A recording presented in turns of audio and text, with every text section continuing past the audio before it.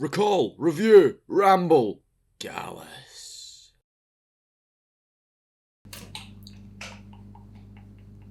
What started off as a jump-in led to a revenge plot from a mad woman in a movie where the characters make it real hard for you to root for really any of them, except for the dogs.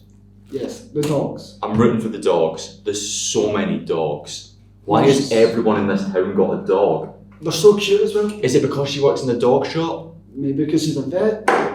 Everyone's got dogs for symbolic plot convenience. Anyways, happy Halloween, everyone. Happy Halloween. You big on Halloween? Oh, I'm a huge Halloween fan. Cool, we'll get to that. And it's for the hoodie. Yeah, that's Ghostface. I've got the Balterson castle. Like, I feel like I can get you in the back, big Ghostface. Big ass Ghostface on the back. Look at the set.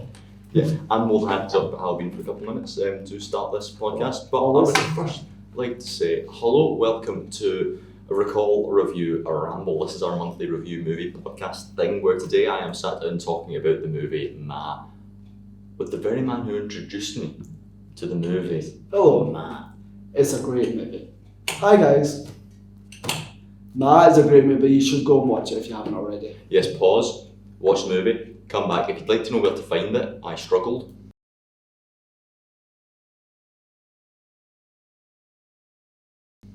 It is hard. You can purchase it on Amazon Prime for £5.99. It's probably not that. You can find it on the Internet Archive. Yeah. I'm sure it will pop up somewhere. Shall I take my rant now or shall I say? Because I was originally planning on ending on this massive rant. Like, I'm always up for rants if you want to rant. Then I do half the rant here and half the rant at the end. Ma, this is one of my central arguments running throughout this podcast, is the worst named movie of all time. Literally. Because I thought Mama was bad and then they made Ma, and I'm thinking to myself, there's Ma and Mama. What's going to be next? Mama. Mama. Well, you say Ma too, like that's ever going to happen. She clearly got bummed. At the end, spoiler alert. She clearly got But the thing is, at the end, the ending confuses me in the movie.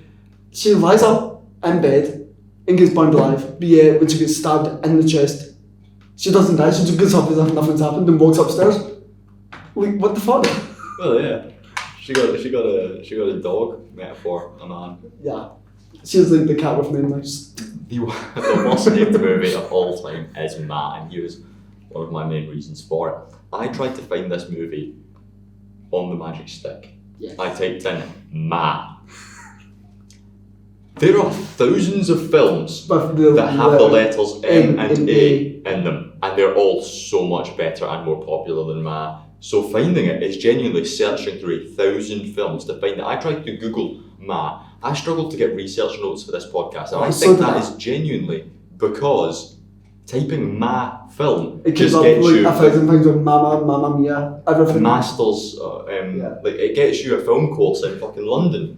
And I'm like, I don't want a master's film degree, I want to learn about film notes. I don't want a master's in film analysis, I want Ma film analysis. Help me out here.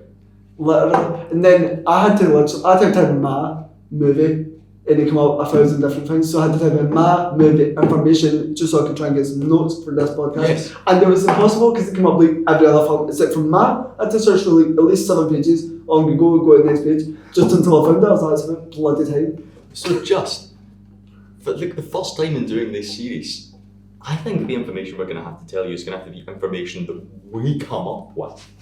And not, like, it's going to be unique analysis. This is now an official source on the movie Ma. Yes, Ma. M-A. Capitalised. If you are an academic wanting to do research on this movie for whatever reason, please cite us. Yes. Your friendly neighbourhood us. Yes. And let us know any information you can. Actually, please. Just watch us. It's equally as bad a named movie. Yeah, I mean, letters and they're very common, but it's a better movie. Exactly, and we can probably give you a lot more information on the movie and tell you the plot about the movie, so you don't even need to watch it because it's everything that happened. Hands Across America. Oh, that's us. Yeah. Dogs. That's really my takeaway from dogs in a psychopath. Pretty much. Anyway, who you been up to? Oh yeah, I've been good, you know. Moving house soon. Room's a riot, life's a mess. But I'm here, I've done my research and I'm looking forward to getting started. Motivate yourself. And that's how we kick off. every single show. And how have you been? I have recently been doing some filming for my good friend James Brown, former custodian of Bookhouse and Castle. Very interesting. How's that been going? Very, very well. We have recorded about 5 episodes at the time. By the time this is edited and released, tape delays, they'll be up, so there will be links in the episode description to go and find the James Brown podcast, documentary, film series running on his YouTube. Yep. And this isn't an ad, but I just have to show you the amazing Starbucks? No, Star Wars. Starbucks. Who've we got? We've got Michael Myers, Pennywise, Freddy Krueger's Ghostface, is it? I just think it's from the first or second movie. It looks like an older one. We've got Leatherface. And we've got Jason. Jason is Hellraiser. Don't know what he's doing with that knife. He's machete pogo sticking, I think we call that it. is cool. It's because it wraps around. I was like, why is there 2 Hellraisers next to each other? Yeah, and then I love how there's just Leatherface with the blood dripping on his face. It makes so much sense. Absolutely. I mean, look at Pennywise up above. Yep, he's flying. He likes to float down here. That's what Pennywise says. Now, I think it's one of the first episodes that we've recorded, because these are recorded in way out of sequence, apologies folks, where I don't have one of these cups with me, because there's a Ren's last night, so I've got Vimto, because we all love Vimto, right? Yes, Vimto. Love the taste, for your money back. Good deal.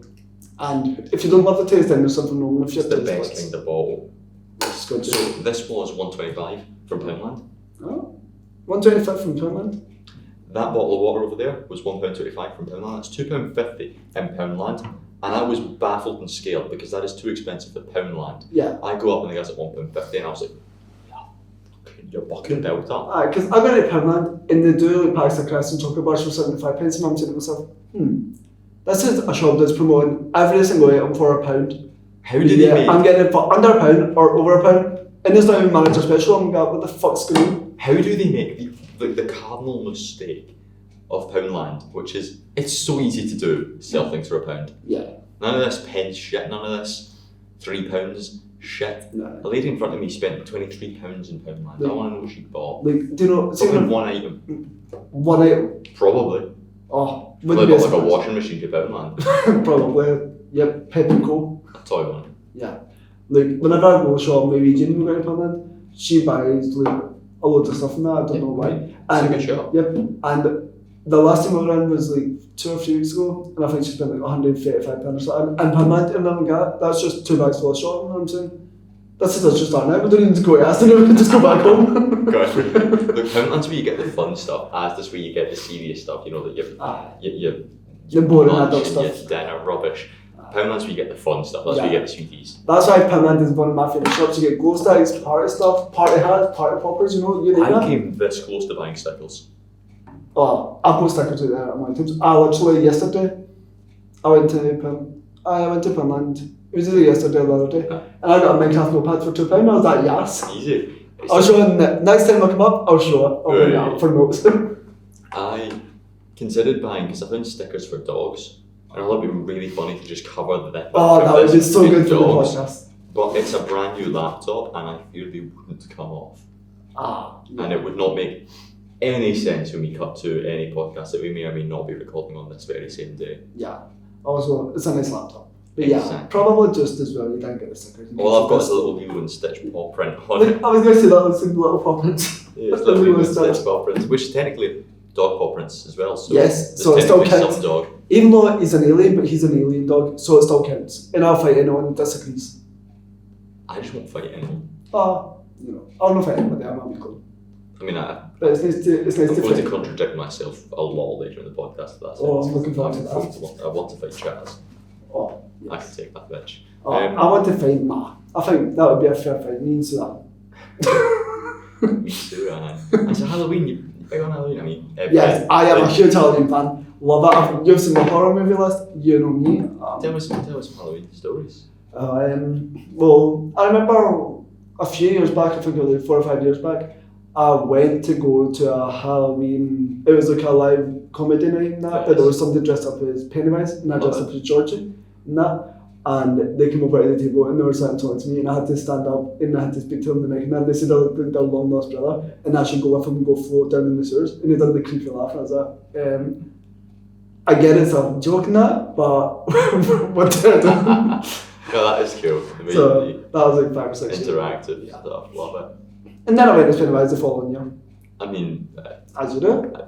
It makes sense. I went as Batman one year, I went as Joker the next. It's like you start off on the good side of the law and then you must balance it out. Exactly, you know. So this year, like the friend that I'm moving in with, he does not like Halloween and he's not a fan of Christmas. And I'm like, I'm the biggest Halloween and Christmas fan I could be. He does not like Christmas or Halloween. He doesn't even like horror movies. I'm like, I love you, but you're boring. So this year I need to try and think, what can I dress up as? Although I do have a Chucky costume. I could dress up as Chucky again when it's in one year. And I love this costume. I don't know what I'm doing for Halloween this year. We should make plans. I've been getting plans. We can make plans. Possibly. It's the past couple of Halloweens I've been out of action. Yeah. So 2 years ago on Halloween, I wasn't able to do the classic Halloween shit because there was wrestling on in Glasgow. And wrestling overtakes Halloween. Well, big hydro show, the WWE, Oh, yeah. first Well, WWE it's a live. yeah. And I say to my pal, what if? I mean, surely everyone, well, it's Halloween. Yeah. What if we just dressed up? I mean, what can go wrong, you know? What's the worst I can say? You can't do that. On the X77 up to Glasgow, dressed as Batman. Yeah. 1960s Adam West Batman. Pal, Daniel beside me dressed as Austin Powers. Oh. We are sat on this That would bus. be a cool costume. It was sick. He had the hair for it as well. We get off, we go about, we go to some shops, we go to some... were we aged to pub? Yeah, we were aged to pub. We probably went to the pub. Probably just spoons, we're in spoons, Batman, Austin Powers. And we began making our way down the Clyde. And folk are just coming up to us getting the photos with us. We're in the queue for wrestling. An alarming amount of people were not dressed up. So it was just us just kind of being like, well, we looked like the coolest motherfuckers here. They had an option to like take a selfie and put it on the screen. Oh. So we're like, yeah, here we go. Hashtag Batman. dressed up for Halloween. That's a brilliant Halloween mania, as you could call it. Hey. And afterwards we left and went to Harley's, the Print House's horror night. It was shit. I left. Some alright photos from that night. That's really been the takeaway from it. And last year I was on a plane coming home from Prague on the 31st. I remember you were telling me that. Yeah, and I think that was on Halloween. Yeah, it was Halloween, which meant during the day in Prague we got to see some mad Halloween shit because that would they have were been mad. cool. Like there was this one arcade that was just lit up with folk dressed up and it was kind of horror decorated. That was sick. Although I do, sorry to interrupt you, but I do have 2 Ghostface costumes and I have a Michael Myers costume with the original Michael Myers Halloween mask from the 2018 version. I think I got it for like, because it was a collector's item, I think I spent like £68 on the mask, but it's the exact replica from the movie and that and stuff, so I could dress up as Michael Myers. I've even got the fake knife that looks real. So How many of the characters on this do you not have a costume for? I don't have, surprisingly, I don't have Freddy Krueger, sadly. I have Michael Myers, Ghostface, and Pennywise. I need to get out of that face, and I definitely need a Freddy Krueger. I used to have Freddy Krueger, but Freddy Krueger's a good one. I like the Freddy Krueger costume. like, I've not had a Freddy Krueger costume since I was like 10 or 11, I but didn't know who he was at that age. like my first ever horror movie was probably The Others or Children of the Corn or Cherry Split. Well, those are all. And I thought Cherry Split was funny when I was 7, so that's sad. Well, he swears a bunch and swearing's funny, as we know. Fuck. And you know, he's a wee doll that people sit and I've kick always him looked out. at Chucky and thought, oh, he's just a wee doll. I know, he's so cute. I've actually got a real Chucky doll. Like that. You terrify me. That's the plan. I've also got an Annabelle doll. The big Annabelle. The idea that your room is just littered with horror. Yes. I've also got a big giant Ghostface whatever the word is. The big thing they put in the wall. Tapestry. Tapestry, fucking hell. Yeah, I've got a big Ghostface in the My tapestry. bedroom was a yellow to combat all evil spirits. Oh, but yellow is my favourite colour, so that was. Absolutely same. But red. I think we've got sidetracked. That's Halloween. Yeah, For you. I could talk about Halloween for ages. Anyway, how did you discover the movie? Because you recommended this to me. Like, I was actually watching, I was going to the cinema to see a film and it came up as a trailer and I thought, that looks interesting. But then I thought to myself, I could not for the life of me remember the name of it because it was Ma. What's in the movie? But then it kept on just coming up whenever I was watching YouTube and that, you know, sometimes you get ads and that, it would come up and I thought, oh, what's the essential for it? And I thought, you know what, I'll give that a go. And I watched it and I thought, it's so fucked up and twisted. But at the same time, you kinda, even though it's so dark and twisted and fucked up, you can't not look away because you want to know how it ends. And then I thought to myself, is so fucked up, but it's so good at the same time for the right reasons. But it's so bad for the it's so good for the wrong reasons and so bad for the right reasons. Yeah. So it's like the films that it's either a hit or a miss. You can either love it or hate it. I don't really think there's much time to say, oh, you like it, but you don't know like it. So it's kind of a love or a hate, hit or miss. I think it's a completely fine horror movie. Yeah. So you can either love it or like it to an extent, or you can hate it and say, why is that even a movie? Because it's so dumb. Yeah. You understand it though. The more you watch it, the more you actually see the plot in that. Nope. Like, I mean, I've seen it twice now. like the first time the first time I watched it, I thought, like just the way it does that, I had nothing to say. I was like, what the fuck? And then I watched that again. I was like, still like the same as you, like, what is this? But then when I watched it, I've only seen it like 5 times or like that. So like the third time I was sort of Too many times for ma. But I know, so like I thought I'd watch it like just so that I can try and understand the story more than that. So I've watched it 5 times, and even the rest of I'm saying, I think I understand it, but I don't understand it at the same time. Like, what is the ending? Why does she just walk up to her and her is about to explode? And why does she do so much stuff? I'm like, just why? But then when she lands on her Mercedes and calls her a fucking cunt, I thought that was funny. That was funny. That is the best scene in the movie for the reason that it comes out of nowhere. Well, it's one of my favourites. Yeah, and then it's just to think I took care of Mercedes for you ungrateful bitch. Or something as well. You can't just say that in a public fucking grocery store. I know. Where's the police investigation? Literally. And then when she's getting her feet done that, and then she's like, why don't you mind your own business? You bitch. Oh, she's assassin queen, absolutely. Yeah. Absolutely. It's just so fucked up, and it makes no sense. It definitely makes no sense. It shouldn't be a movie. Let's just say it shouldn't be a fucking movie. But for some reason, they thought, let's put all this shit together and mash it up. For what? I think it should be a better movie. I think there's 2 or 3 tweaks that could make it really, really good. Yeah. This was the first movie you ever recommended me. Yeah. You're right. Irvin Weatherspoons. So we met to do a film shoot in Irvin. Yeah. God's gift to us. I'm trying to describe Irvin. Oh. And I've already went strong and wrong with the word God. I mean, God's punishment. Yep. And when I was coming up here today, I even texted Ryan to say I'm in my favourite place. And what was that place? Fucking purgatory. Exactly. And it's just full of people walking around.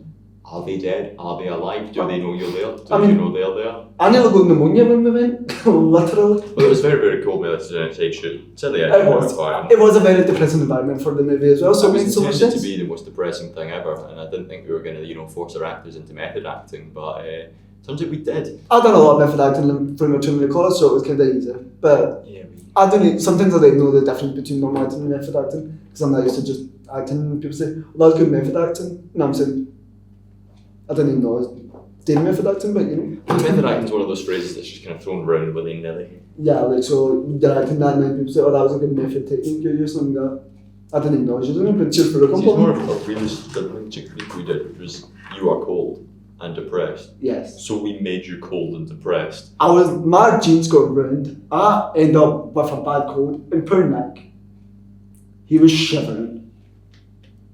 Poor Nick. He was a lovely lad. Oh, Nick's lovely, absolutely. Still in contact with him mostly, actually. Yeah.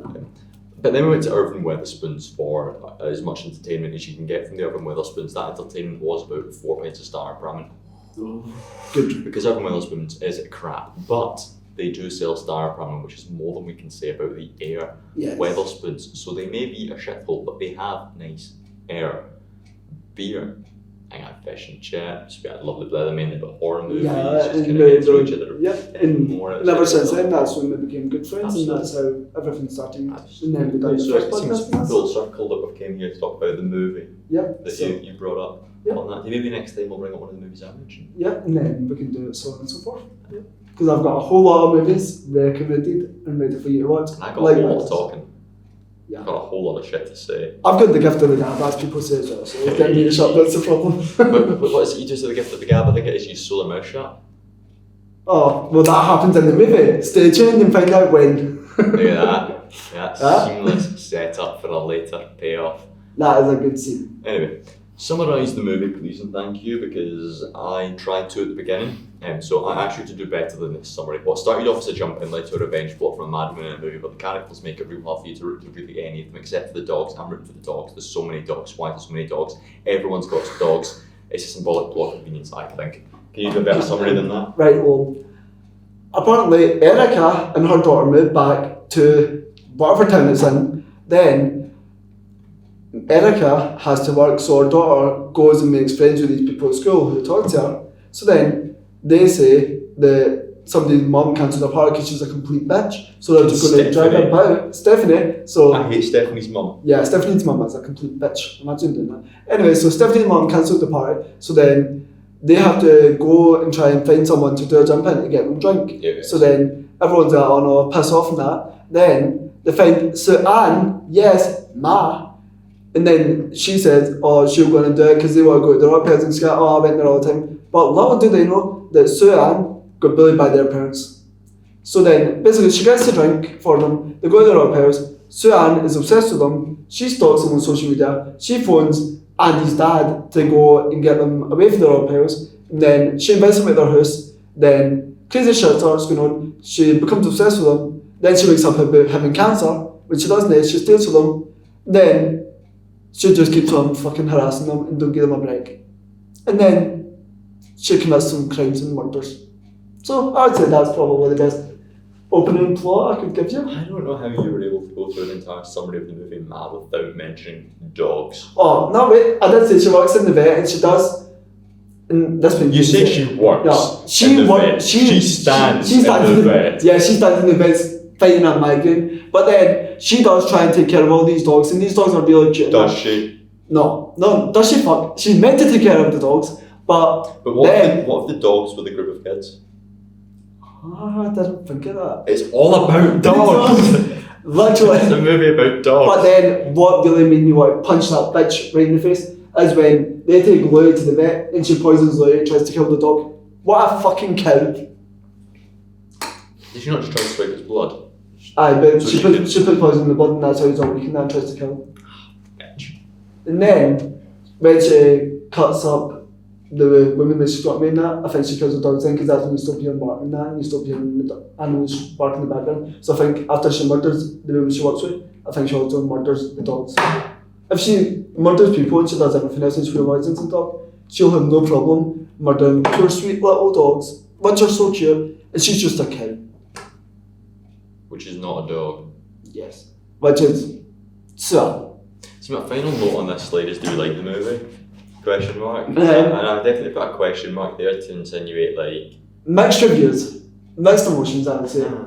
I don't know if I like the movie, but I don't know if I don't like it. It's one of the things like, you like it to an extent, but then you don't like it, but you do like it.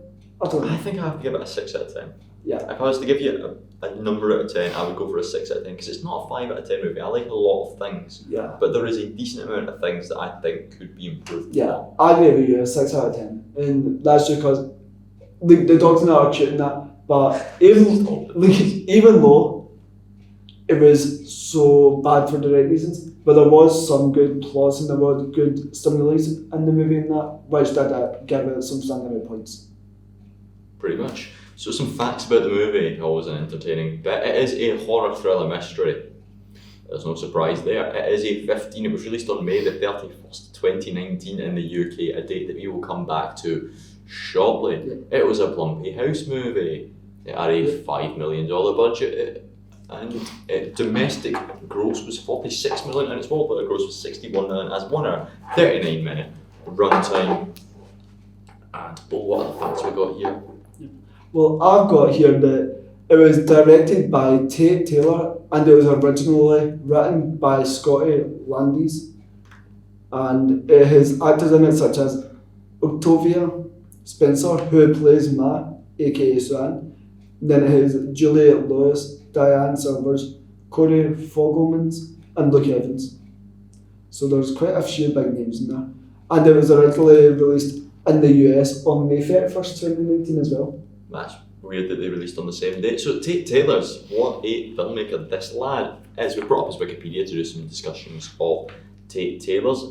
In 2019, Taylor released the psychological horror film Ma, starring frequent collaborator Octavia Spencer. They worked together on a lot of films in the past. I believe they used to live together. Oh, For didn't a know spell. that. That's an interesting fact. The film produced by Jason Blum through his Block House production banner was a critical and commercial success. That same month, Fox ordered Taylor's first televised project, Filthy Rich. You had a very good 2019. Taylor is gay and he's in a relationship with his producer Jack Norris. He resides in the Wyola plantation in Mississippi. Good to know. Anyway, his filmography includes Chicken Party, Pretty Ugly People, The Help, Get On Up, Ma, Ava, Breaking You, and You've a Country. The Help was a good movie. I didn't know he'd done that. And I believe Octavia Spencer's in it. What? But the one I neglected to mention there was 2016's The Girl on the Train. Which brings us full circle back to Irvin, because when I met this man over here, he was telling me all about Ma. Yeah. But Nick, our other actor for this one, Nick. was telling us about his stage play, a theatre show he was doing at the Ayr Gaiety in May called The Girl on the Train. And I unfortunately had to miss that because I was doing my own show at college and that, and I was a bit caught up. But this man right here, he's seen it. What a weird coincidence that the director of the film Ma directed The Girl on the Train, and also that was what Nick was doing. And you like this. I just thought it was a very funny coincidence that I enjoyed. I really need to see The Girl on the Train on stage at some point because I know it's been in the King's Theatre quite a few times in Glasgow, and every time it's in there, I've always just missed out on getting tickets, which is not ideal. But also, in that, they know that it was actually created so that because the directors wanted to create something that was different and they wanted to write something just so that it was something fucked up. Look, it's a good way to go about making a movie that should make something fucked. Yeah, because they said they wanted to create a film that was something fucked up just so they could break away from the kind of rules the actors usually put in that, so they wanted to create a film that was so fucked up that it would stand out from the spotlight, and then they came up with Ma. So when I was doing that research, I thought, well, it kind of makes sense if they were intending to create something that was something really fucked up. I would say they've done a pretty good job with it. If it was something that they were intending to do. Absolutely. If that was your goal, you absolutely stepped up and made it. So it's a waltz. It was nominated in the Academy of Science Fiction, Fantasy and Horror Films for the Best Thriller Film, and Octavia Spencer got nominated for Best Actress 2019. Teen Choice Awards, we have Corey Feldman. Sure, he was up for an actor award. Cool. The Golden Trailer Awards, it was nominated for the Best Horror. The trailer, I think, is a load of shite because it basically spoils the entire movie. Oh, it really does. The International Online Cinema Awards, nominated for Best Actress, Octavia Spencer. The BAM Awards, once again, nominated for Best... Oh, she won? No, she was a nominee, sorry. Juliette Lewis and Octavia Spencer nominated. But the best one here is the Gallus Society of LGBT Entertainment Critics Awards, nominated for the campiest film of the year. Of course. So let us just take a look at the nominees for the campiest film of the year. Oh, Cats was a fucking... How did that movie win? That was awful. Campiest film of the year. That was the worst movie I had ever seen. And I've seen a lot of bad movies. Yeah, but it's gay and campy, and you need to understand that we're currently in the market of the LGBT Galaxia Gay Awards. Knives Out, Greta, Ma, Serenity. Knives Out was a great movie. I actually really enjoyed that. I never watched the second one, but I thought the first one was good. It was a bit long, but it was enjoyable. The second one's very enjoyable. I think Cats is the absolute right winner out of those 5 for Campy Movie of the Year. Yeah, definitely. Campy TV show, we've got The Politician, Big Little Lies, RuPaul's Drag Race, Riverdale and American Horror Story. I think Riverdale should have taken that because Riverdale. 2019 was a great year for Riverdale. I loved Riverdale when it first started, but then I just fell away from it just because it got so bad. Even good. It started off awful. Yeah. And then got really fucking good. Because I don't give a shit about Little Archie Andrews singing a song at school. But you know what I do give a shit about? Little Archie Andrews in an underground fight ring whilst there's 2 cults. Count them, 2 cults. Yeah, one a D&D cult. One of them fucking... Yeah. You've got Hard... What's his name? Harvey?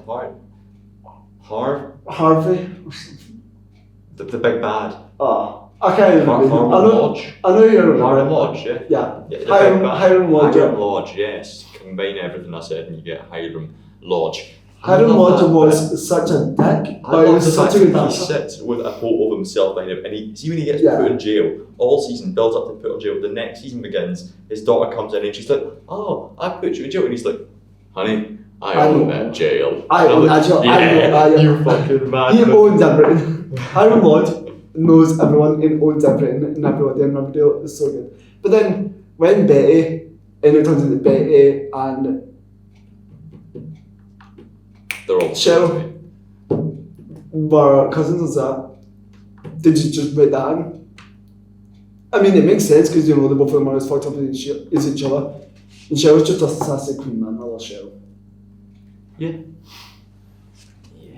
So as you said, Matt came together as a result of Taylor's desire to direct a film about something fucked up, and a conversation he had with Olivia Spencer, I believe it was over the phone, in which she told him that she was sick of only being offered the same role and never getting to be a lead, because to this point she'd never really been a lead in anything. They're long-time friends, having worked together in films such as The Help and Get On Up. Yeah. Jason Blum and Tate Taylor, who have been friends for years, knew each other socially. Taylor went to Blum's office reiterating, "I want to do something really fucking up." He read Scotty Land's script for the film, which Blumhouse Productions had bought the day before. Taylor immediately thought about Spencer. He went out the hall, called Spencer, and after she would like to be in a horror movie without reading the script, Spencer boarded the project. There was no backstory for the title character in the original script, which made her a complete monster that no audience member could sympathise with. Yeah. So in the original script, the rape plot isn't in it. The filmmakers made it a priority to come up with an authentic backstory for the role. Taylor thought it was important to weave in themes of trauma, the sins of our parents, and how we treat people in the story to create a character audiences can relate and feel bad. And then I feel like that in the movie, I like the fact that when she's sat herself and she gets flashbacks just because all the kids' parents used to bully her in school, and that's what made all her trauma balled up in that, and that's why she wants to get revenge on the kids as well as torture the parents. So I feel like with they don't really have that backstory in that, but all her trauma and how she's always been alone in that. But then because she's really fucked up herself due to what they done to her, I feel like that's one of the good things about the movie, like, because it's all past experience and trauma, which all boils up, and then she just completely flips and just snaps and goes batshit.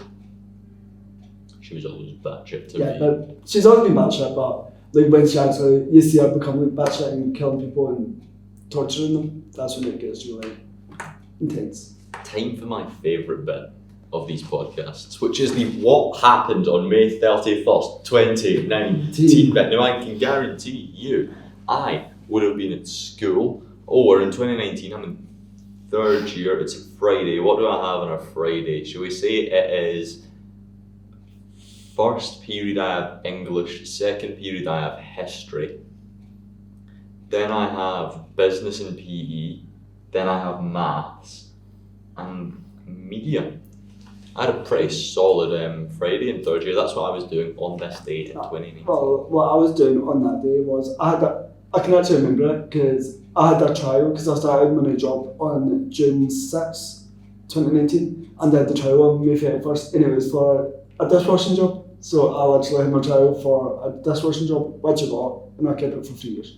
So I was on there until 2022. Very, very good. So I started. So I practically started my new job, and with the documents, I was up. Can't complain. Love it. David Tennant and Michael Sheen star in the TV adaptation of Neil Gaiman and Terry Pratchett's fantasy comedy Good Omens.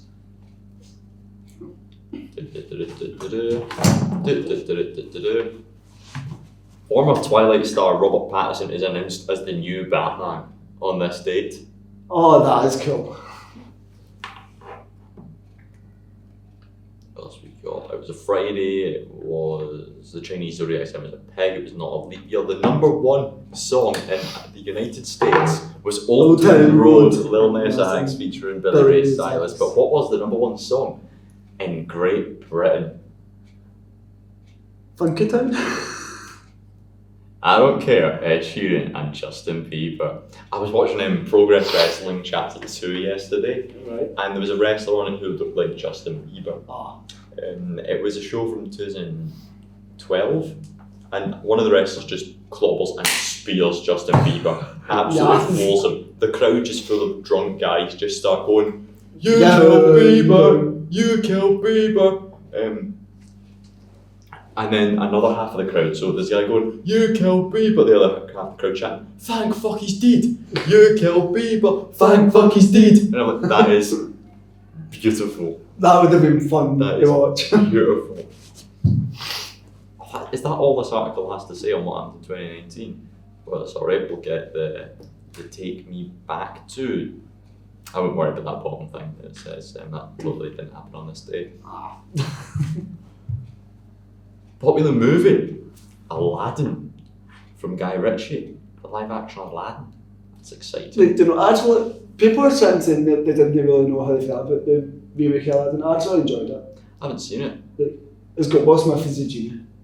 Yeah, I've seen the trailers, I've seen the feedback, and everyone's kind of like, it's. Like, I would say, like, For the most part, I've heard it's alright. like, I mean, I would say I've not watched the original Aladdin in years, but funnily enough, last year and the year before, I actually went and seen a stage adaptation of Aladdin, and that was interesting. I'm sure it was in the Pavilion in Glasgow. So I've seen the stage production, and I've seen the real life version 2 or 3 times in that. I would say, like, I enjoyed it, and I know a lot of people say it was okay, not bad. Personally, I did enjoy it. I thought it was good. Would you like some depression shit? Always. Taliban car suicide bombing in Afghanistan. Killed 4 Afghanistan civilians, wounded more than 24, including American soldiers. 2019, Alberta wildfires, severe wildfires in northern Alberta, Canada, forced the evacuation of about 10,000 people. North Korea executed 5 officials for their perceived failure during the second US-North Korea summit in Hanoi. Hanoi, that's Vietnam. 3 additional summit officers were reportedly sent to a political prison camp, underscoring the regime's harsh internal politics. A US Navy SEAL, Eddie Gallagher, was arrested. A controversial CAF Champions League final took place. Wasn't a pleasant time, was it? Nah, not really. At least not for the Afghanistans. And that's not all as well. Oh, we've got more things. What famous people died on this day?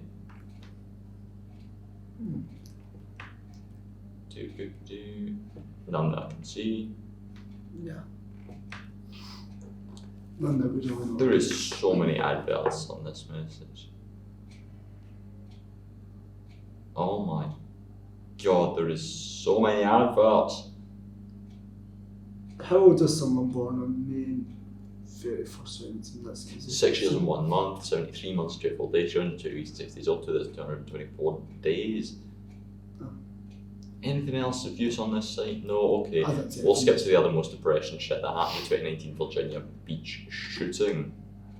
Where's my mouse? I don't like laptops, they're unreliable. On May 31st, 2019, a mass shooting occurred at a municipal building in the Princess Anne area of Virginia Beach, Virginia. The gunman, Dwayne Craddock, who was a disgruntled city employee, fatally shot 12 people and wounded 4 others before he was killed by responding police officers. The second deadliest workplace shooting in the US history. sad. And the deadliest mass shooting in Virginia since 2007's Virginia Tech shooting. Yeah. The shooter killed 12 people. 11 were city employees and one was a contractor in the building to obtain a permit. The employees have had a combined 150 years of service, one having worked there for 41 years and another who had worked for just 11 months. 6 employees worked in the public utilities department alongside the killer. 4 others were injured and hospitalised, with 3 in critical condition. In addition, a police officer was shot in his ballistic vest. According to our family's attorney, one of the victims contemplated bringing a pistol with her to work the night prior to the shooting, but did not due to a city policy forbidding it. Should have been good that you had. I have no time for the killer. Fuck you. Yeah. The aftermath, multiple vigils were organised for the victims of the shooting in churches and other organisations. Members of the courthouse community prepared food at the police station. The day after the shooting, Venice police held a news conference that was a detailed presentation of names, photos and job titles of the 12 victims, including the towns they lived in. They announced the perpetrator's name only once, vowing it would be the only time they would ever do so. Fuck them. On the 2nd of July 2019, the Virginia Beach City Council voted in order an independent investigation of the circumstances that led to the mass shooting. The decision came after the families of some victims expressed dissatisfaction with the information released to the authorities. What a sad ass day. That was. With that deeply sad bit, I believe we're on to the play-by-play notes the movie. She was really tonally like a different come down. I hope this movie starts with something happy, so that we can like come up from so many murders. Universal dun dun dun dun dun dun dun dun dun.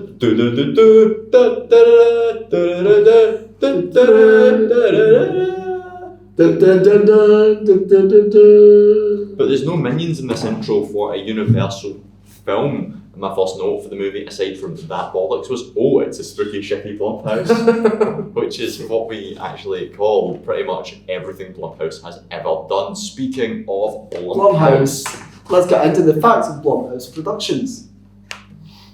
What a load of shit.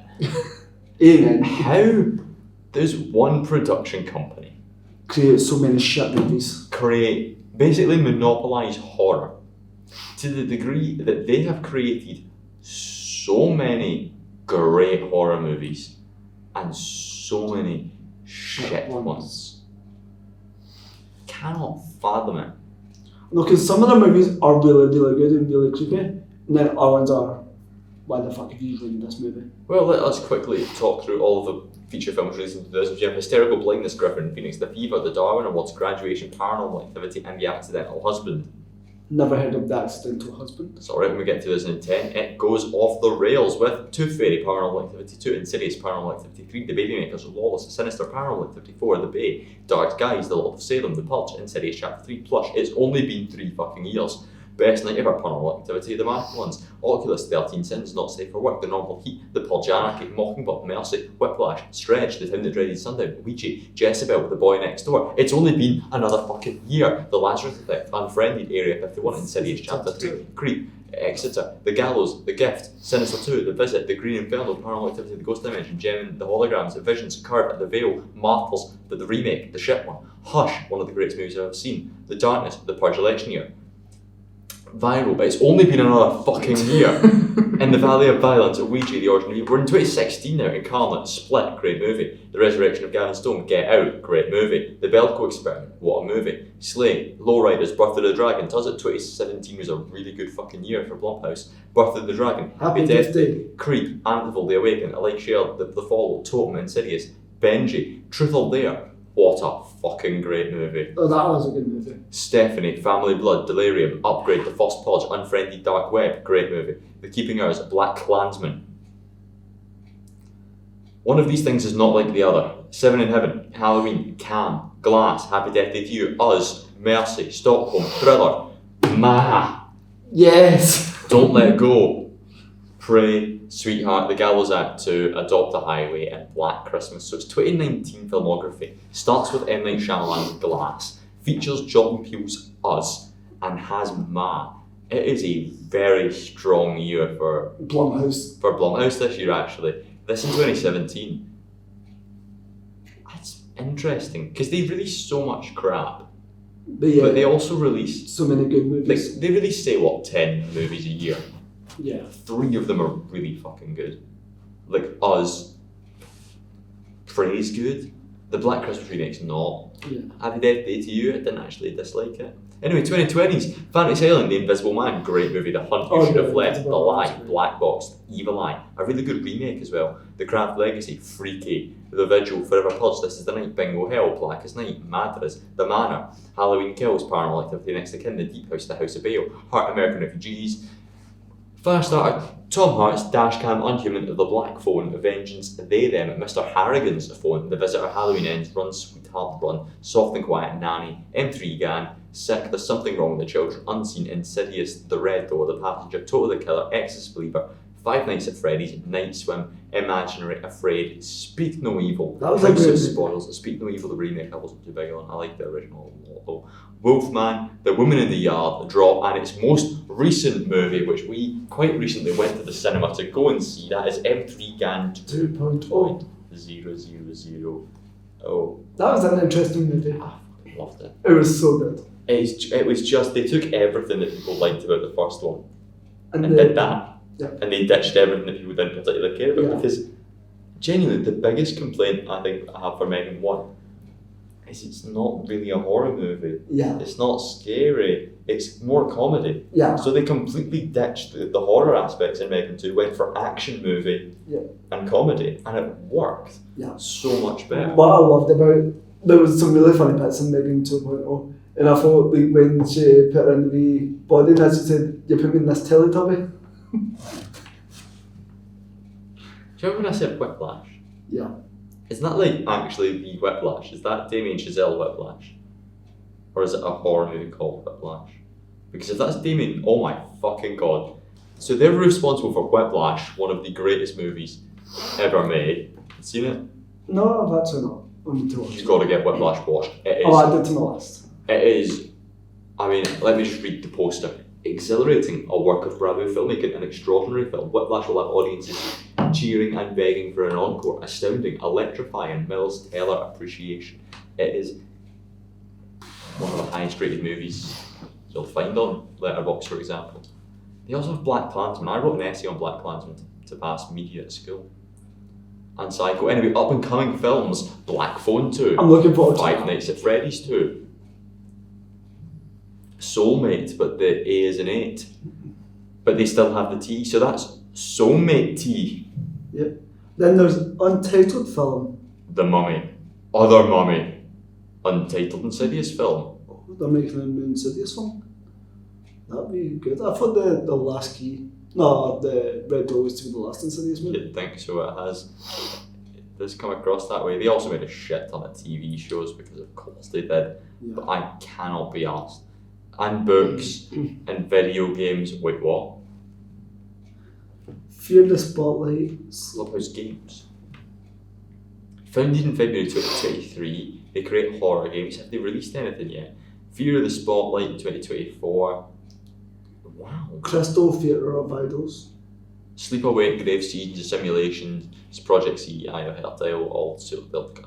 That's baffling. Who didn't know Blumhouse have games? So the takeaway from Blumhouse is they are a joke because people always see a Blumhouse and make fun of it because it's probably going to be shit.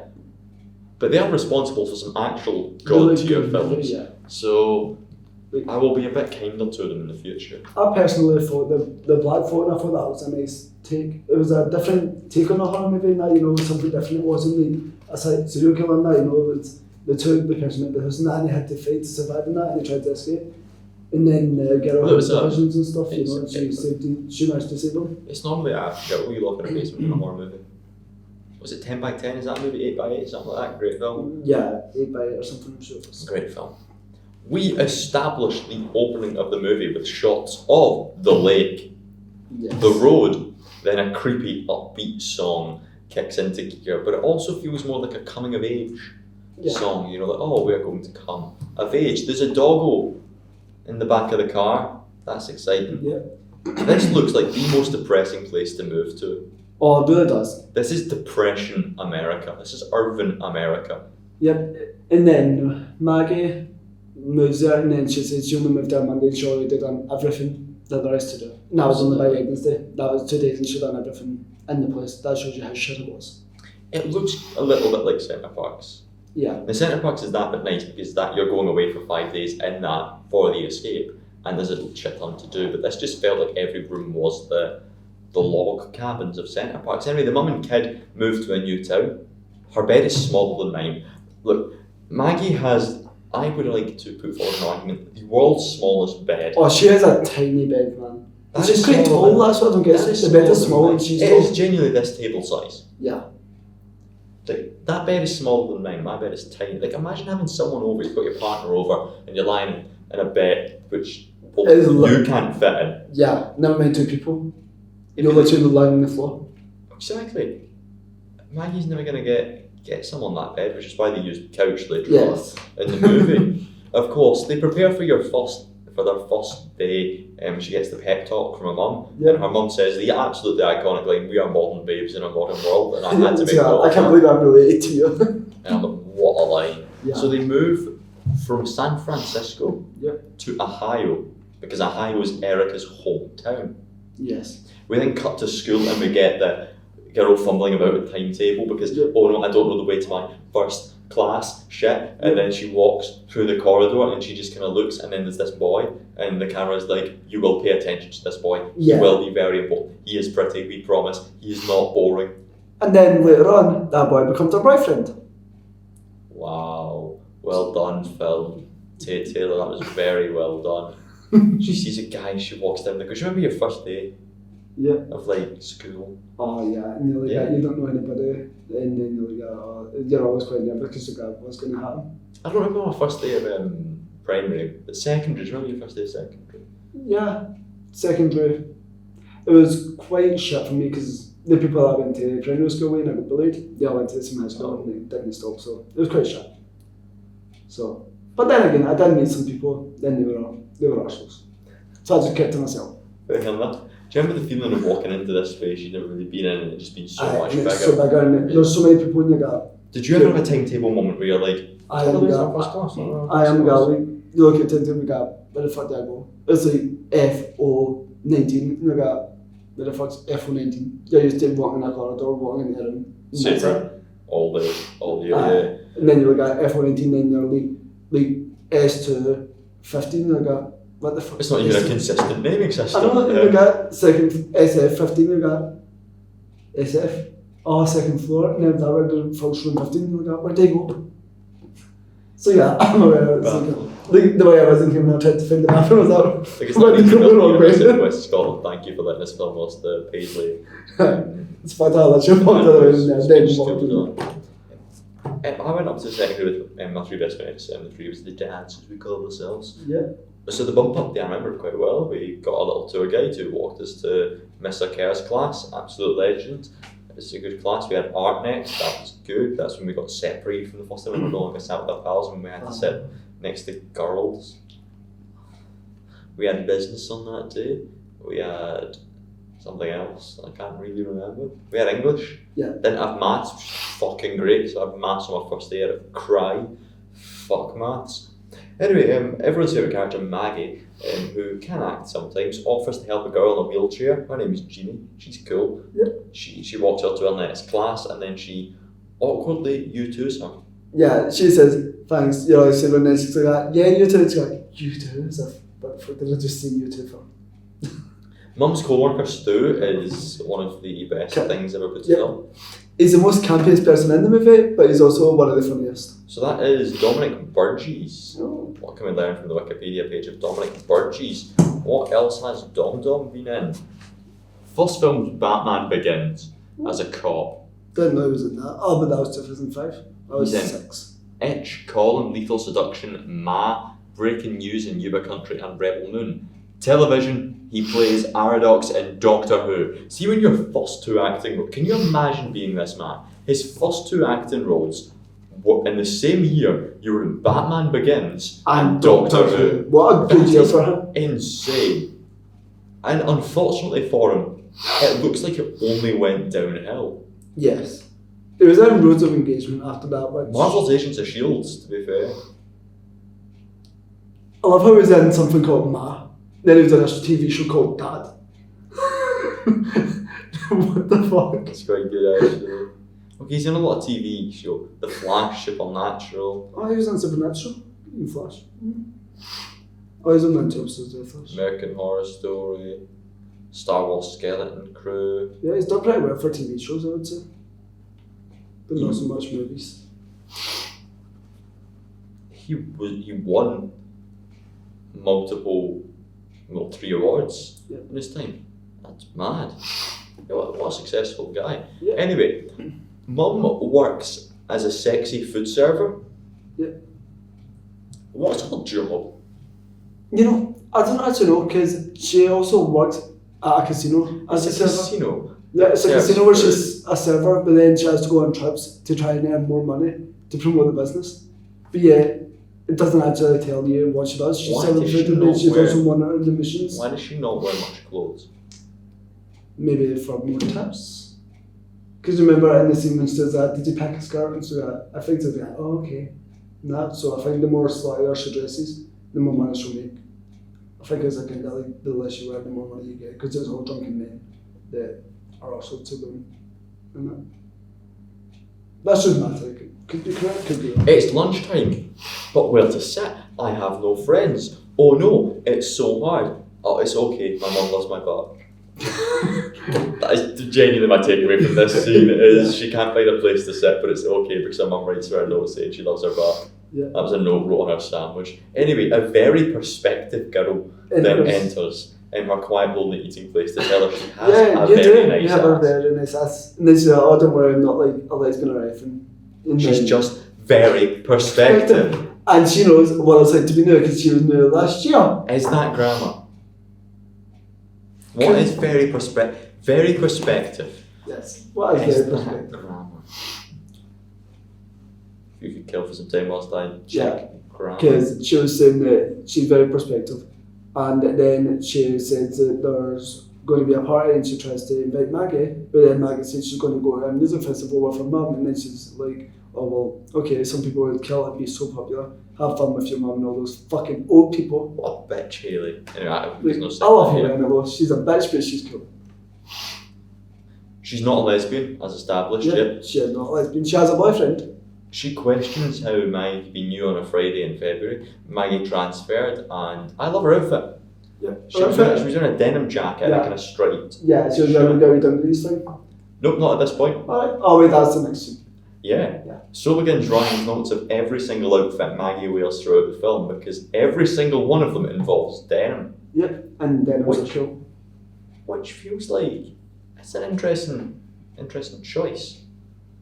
True. Yeah, so it's Stephanie's party, and do you know who's going to be there? The hot guy she looked at. Yep. Andy. Oh no, conveniently mum can't make the music festival they wanted to go to because she has to go work or some pish, so now she can go to the party. But first, she eats a pizza alone in her room, real as fuck that. Yes, charging Like- her phone. Yeah, like, why would you go to a party when you could just sit Sat and on eat your a floor, pizza pizza on your floor. on your floor doing Fuck off. genuinely fuck all? Sounds like a good night. That'll be me when I move. Anyway, Maggie came to a party. She gets in a van. And then they got Megan came to the party. Megan came to the party. Maggie did come to party and it was really weird. She gets in this van with Hayley and some boys. I wrote Maggie came to party and gets in van with Maggie boys Maggie. What does that mean? Maggie boys Maggie. Anyway, No, because we got Maggie boys Maggie. yes. That's how they introduced just That's how they we don't introduced because you'll die before we get the boys' fucking names. Yeah. That's 40 minutes into the movie. Anyway, Stephanie's mum is a bitch, so there's no party tonight. So they plan to drive her around and get drunk. Is that okay with Maggie? Do Is that okay with Maggie? Yeah, it's super cool with Maggie. better be cool with Maggie. So we've got Jarrell, Andy, and Chaz. Chaz is Hayley's boyfriend, and we only know that because I think they kiss once. Yeah. And they are all so boring.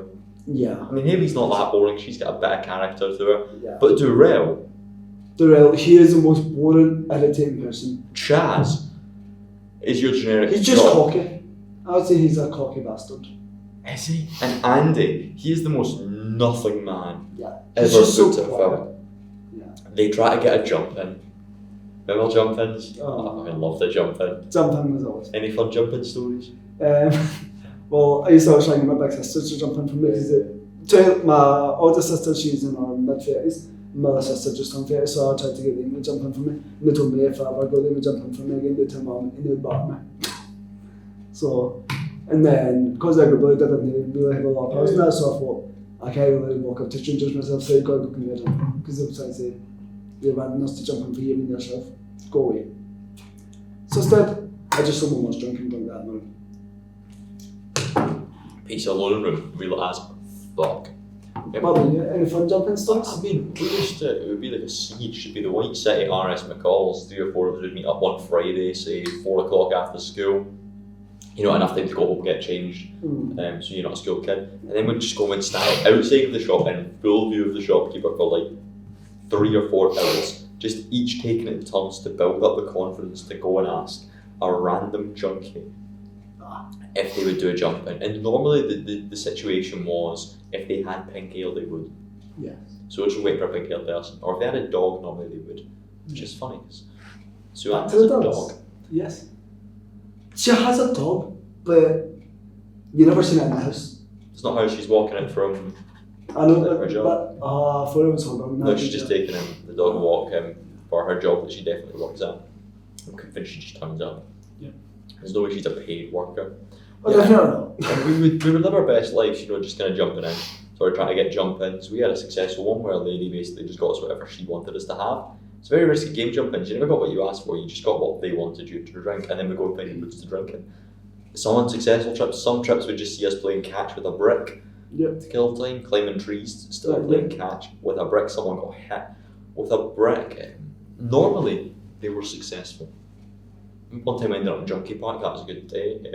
On the swings, drinking little sips of dragon soup. Nah. I didn't drink any dragon soup because I only drink nice things, and jumping drink is fucking rank. Yeah. In dragon Even soup, as a is, child. like, I tried dragon soup a few times and I thought, why would anyone want to do that in their body? Why wouldn't they?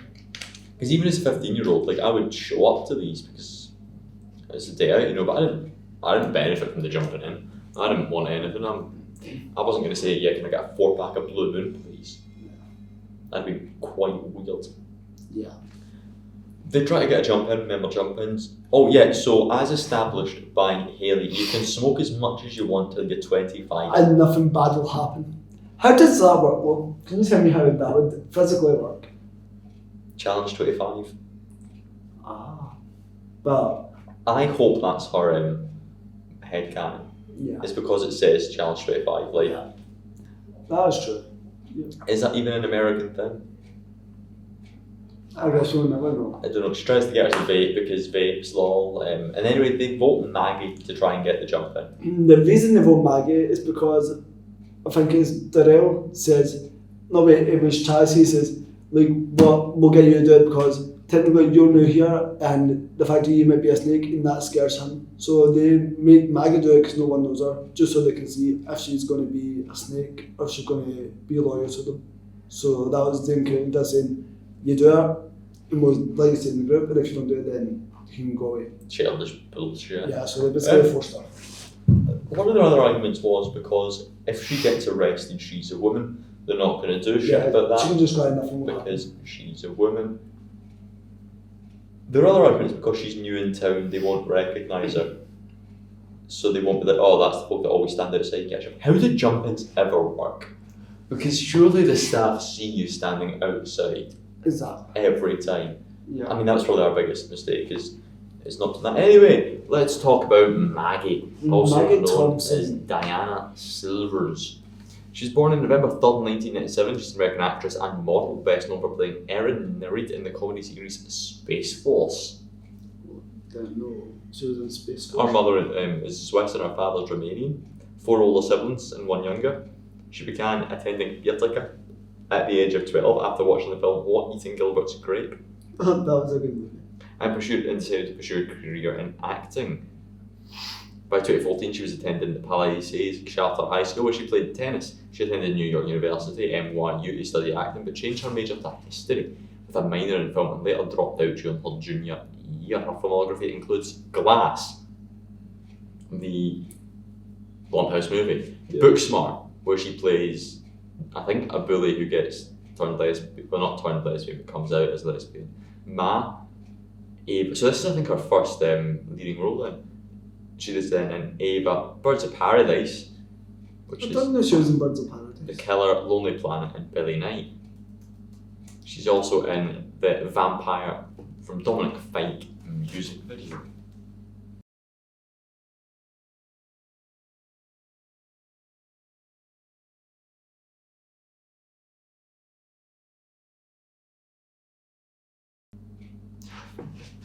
So, do you know what one of my favourite jumping etiquette bits is see whenever your turn, so you've got a switch to take turns, Yeah. you'd walk up so slowly, so scaredly, the person would know exactly what you want. You're outside the shop, it's 7 o'clock, it's getting dark, it's And a it's a Friday, Friday night. you go up to them and you're like, you've got like maybe 40 quid in your hand, any chance you could do a jump in? And they got fuck off. For us. Meanwhile, your 3 or 4 pals are just sat going, fucking idiot. And then they would say no, and you'd go back, you'd give the next person money, they'd go up and you'd do it. And they'd do the same thing with that. Yeah, and it was so on going and so nowhere. forth. It was such a Until someone gets it and such then a they go, funny oh thing. fuck, it actually worked. And even then we're still laughing. because they're probably going to get robbed, and it's their money at this point. Yeah, like that's what they do basically. They just laugh at her from a van. She asks a lady with a dog. She has a list and money. The lady has no interest. Then boy one, Andy, gets it, and the lady sees the car company ? She's won round by the boy, and the idea of the rock pile, because it plans to go to the rock pile. She reminisces of her past. So, I remember going to the rock pile when I was younger. I used to go there all the time when I was your age. And she gets them to look after the dog before going in and jumping in. That's Sue Ann. The legend that is a psychopath. Well, as proven by Haley, who claims that you can smoke however much you want. Until you're 25 and nothing bad will happen. She also says dogs kill more people than sharks. Yeah, I remember. Now, but considering how poignant dogs are to this movie, that surely is a line that has weight. Yeah. She got them aftershock. This is some important information that has to be said about their night. Yeah. How old are they? 16? Yeah, 15 or 16, yeah. 15 and 16. Although Haley does look older than 16 before. That looks fucking deadly. Yeah, I remember actually serving that one as a bartender, and it was quite a strong shot. I think it's What the fuck? quite a high percent, really strong. Although it was discontinued in the US in 2009, Yep. it remains available in some international markets. You could probably buy it on, look, Amazon. No. This movie is set in 2019. Yes, and it got discontinued in 2019, and it got discontinued. I understand you are fucking magic, but how did you get a discontinued drink back? In 2019, when it does not exist in the US since 2009. Matt's a magic lady. Yep. Why would they want it? How did they know what Aftershock is? Oh, it's because they didn't have what they asked for. What was it? They asked for Fireball or something. Fireball, yeah. So she got no Aftershock. right. So let me tell you my headcanon for this. Matt goes to the shop because she hates her job. She hates her work. So every shift she just has in her pocket this bottle of Aftershock she bought in like 2009, just in case she needs it. She goes into the shop. She sees they don't have Fireball, and you know what? I'll just pull this out of my pocket. I'll give you my Aftershock, because Aftershock, if I'm right, fucks you up. Oh, yeah. It I've got never done it, discontinued but for I'm a gonna reason. try. The group teased the boy because she wants to sit on Andy's face. Like, That's all not over a his human face. thing to say. And bear in mind, this is Andy, a 15 to 16-year-old boy, and this is Ma, who's in her 40s or her 50s. So Anne jump scares them all to give them their change back, and then she stalks all of their Facebooks at work. These 15-year-old kids, I get it's 2019. Why the fuck do these 15-year-old kids have Facebook? And why does Andy have his father's company on his Facebook? And how does he have a driver's license at 15, 16? America. Oh, you can drive 16, yeah, 16. So you must have just turned 16. Yeah. Because it's Stephanie's 16th coming up. It's definitely 16 from that. And then the guy, you just give her the money and she'll go, you know. She can like do whatever. Octavia Spencer. Let's take a look at Octavia Spencer's Wikipedia. Ma herself in her first starring role. So I'm just going to read you through her filmography because there's a fucking shit ton of it. A Time to Kill, Valley Girls. The 6 Mark, Sparkler, Making Sandwiches, Never Been Kissed, Being John Malkovich. Blue Streak, The Sky is Falling, Everything Put Together, American Virgin, What Planet Are You From, Automotive's Big Mama's House, 4 Dogs Playing Poker, Salt Good, Journeyman, Spider-Man, Legally Blonde 2, SWAT, Chicken Party, Bad Santa, Win a Date with Ted Hamilton, Break All the Rules, Coach Carter, Pretty Persuasion, Marlon Hotchkicks, Ballroom Dancing and Charm School, what a name for a movie, Miss Congeniality 2, Armed and Fabulous, she plays Octavia, Beauty Shop, Wanna Beat Pulse, Nines, Pretty Ugly People, The Linktree, she has a lot of side roles in a lot of movies, 7 Pounds Next to Kin, Drag Me to Hell, what a film. The Soloist, Jesus People, the movie. Didn't know she was in Drag Me to Hell. She plays bank co-worker number 1. Now, what the fuck is herpes, boy? Wikipedia does not have an article on Herpes Boy, But unfortunately. what an unfortunate name for a movie. Small town Saturday night dinner for schmucks, love and distrust, Pete World, Flypaper, The Help, Girls, Smash, The Perfect Fit. Fuck me, there's so much. I'm just going to read the important shit. Snowpiercer, Get On Up. That was directed by Tate Taylor. Zootopia. Bad Santa 2, The Divergent, Catalogs, The Shack, Gifted, Instant Family, Ma, Doolittle, Onward, The Witches, Thunder Force, Spirited, Captain America, A Brave New World, Smurfs. Oh, she's in the Smurfs. The new one, yeah. I don't She know. plays Asmodeus. Now, I think what we all know Octavia for is her TV shit. Yeah, she's well known in the TV industry. Mainly, I believe, for her role in The Big Bang. Is she in the Big Bang? She's like Sheldon Cooper's boss or something. The good. Oh, so she was she the human resources lady? Yeah, I didn't know that was her. she's also in Young Sheldon. She is in The Goldbergs as the narrator. Oh, That's quite fun. yeah. Blackish, truth be told. Basically, Octavia Spencer's a big deal, and this being her first starring role is mental. Yeah, especially with everything she's been in, and now it's her first starring role. That's impressive. She has dyslexia. Oh. She majored in English with a double minor in journalism and theatre. You always learn little things about them. Yeah, it's people always interesting through to learn this. things about. There's so many awkward conversations between these fucking children. Like Boy and Maggie, Andy and Maggie, have the most soul-crushingly awkward conversations I have ever seen, and it pains me to watch. I know, because they're so dry. It's obvious that both of them like each other. Do they? Like, They gave me no signs. They are just a boy and a girl. Yeah, who are- exactly. They have no chemistry. I know, they they have are no just chemistry. talking about fuck all. And I'm basically the only way I know it's obvious they like each other when they is say- because A, they fucking tell me it word for word it's obvious we like each other, Yeah. and B, because she looked at him and it's a movie where he is a boy and he is not black and not taken, which means he is the friend she must get with. exactly.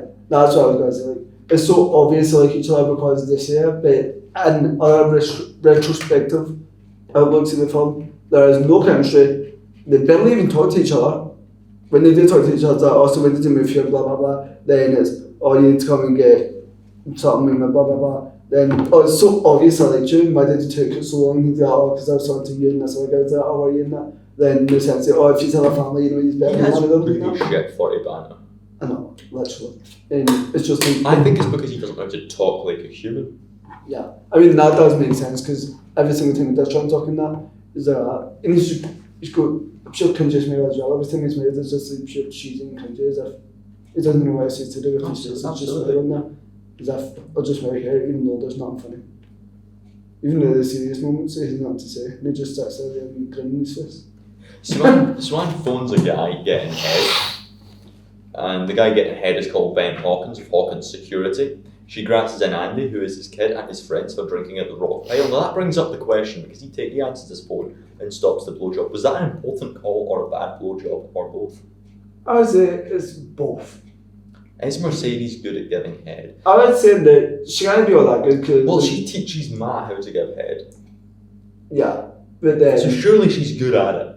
yeah, she I teaches... feel like it's established that child Mercedes could give good head. Yeah. She's giving head currently to Ben. But then, when she tries to go back down, Ben's looking at her and I'll just leave it and stuff. So that's because he's full of piss and vinegar, because his precious baby little fucking nerd Andy is not even drinking at the rock pile because he's not drink driving, which Matt insists on you don't do. Do not drink drive. She's really anti-drink driving, Matt.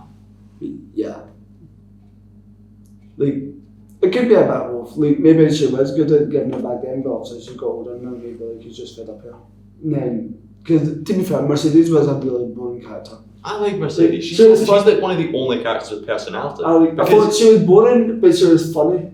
I like the adult cast. I don't like the children. The children are so fucking boring. She has personality, where she's like, I'm Get a- off me, Mario! Hi.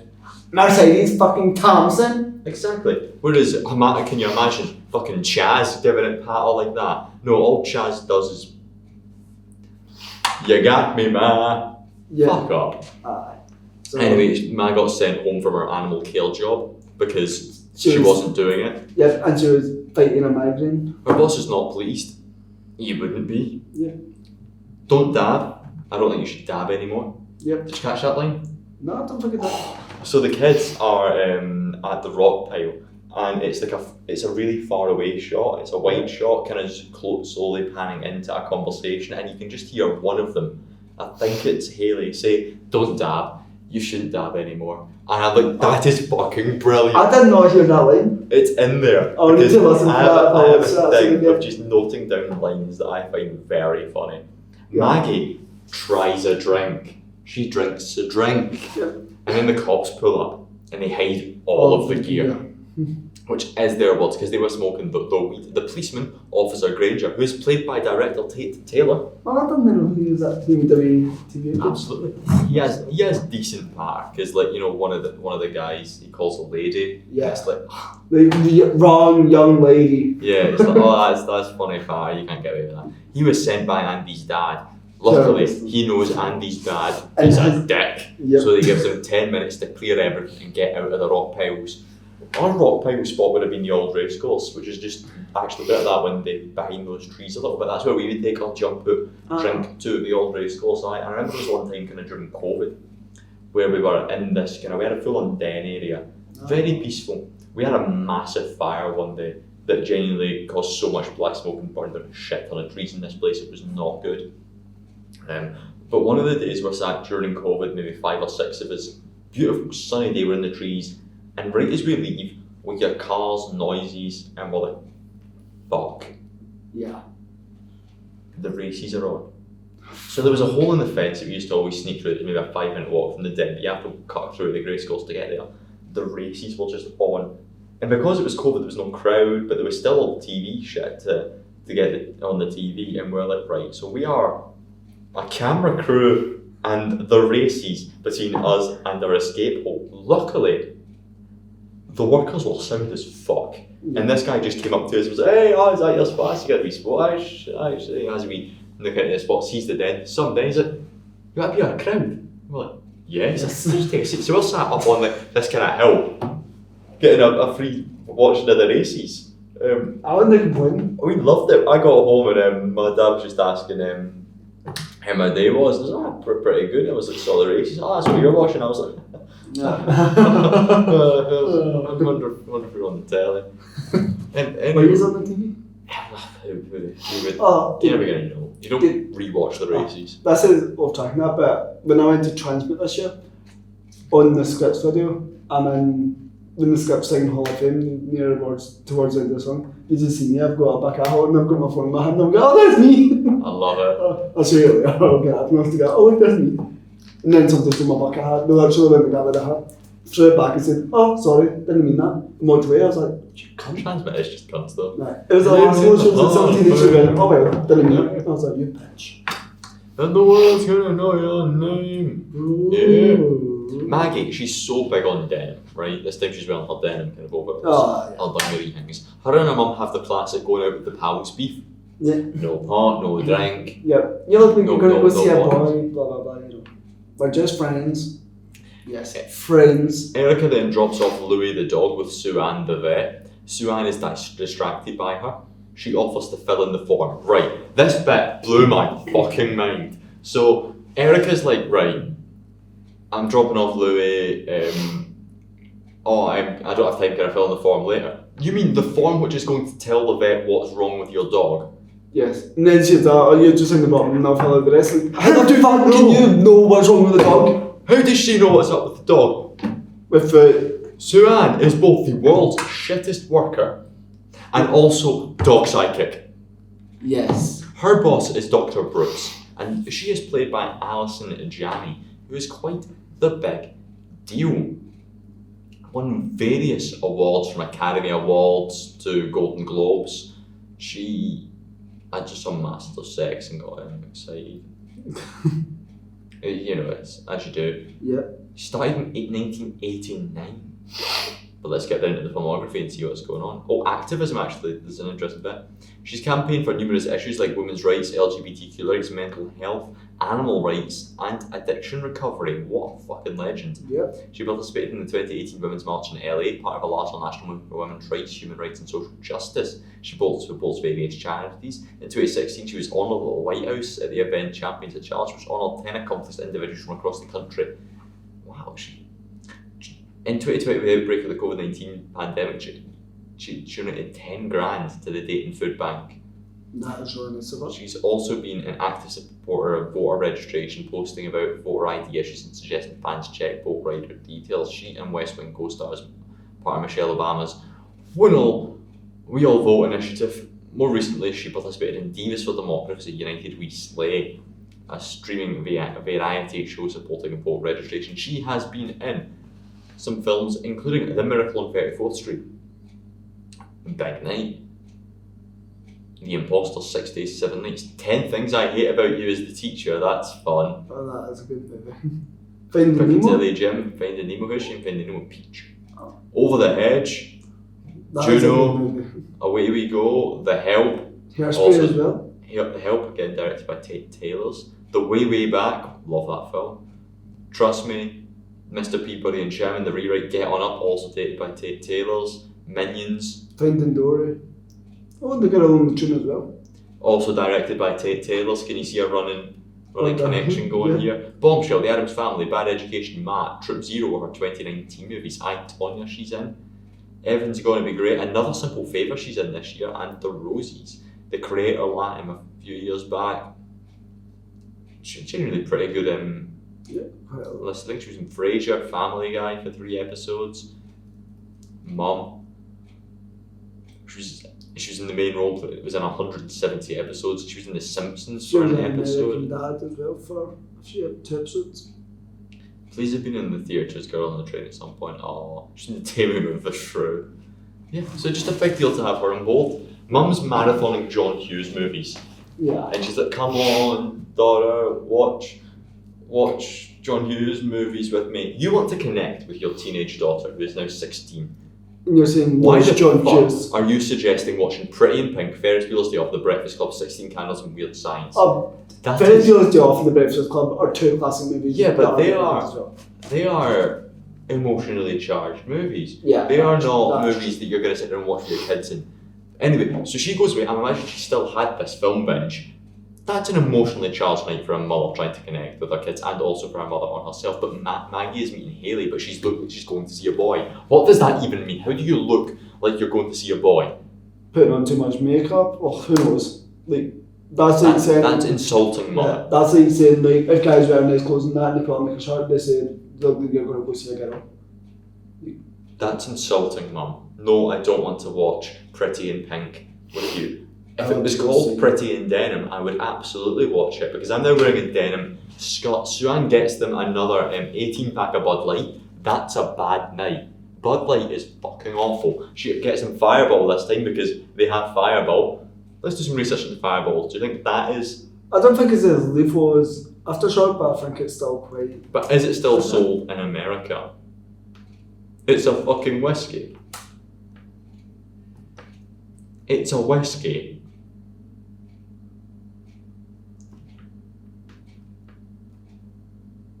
I love how she goes from trying to get them whiskey to get them Aftershock, which is a shot. No, this time it was the top selling drink actually in the States. Oh. Top selling whiskey, sorry. Yeah, top selling whiskey in the States. It's usually consumed as a straight shot or on the rocks.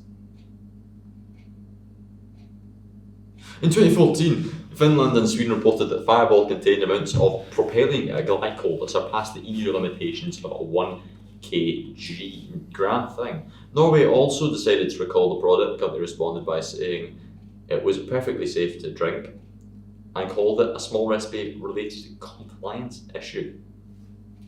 Fireball does not use propane glycol in any of its products. That's a legal thing to say. They had so many legal disputes. I think it's quite funny. Yep. I've lost my slide. Aha, I immediately found it again. Maggie's big on denim.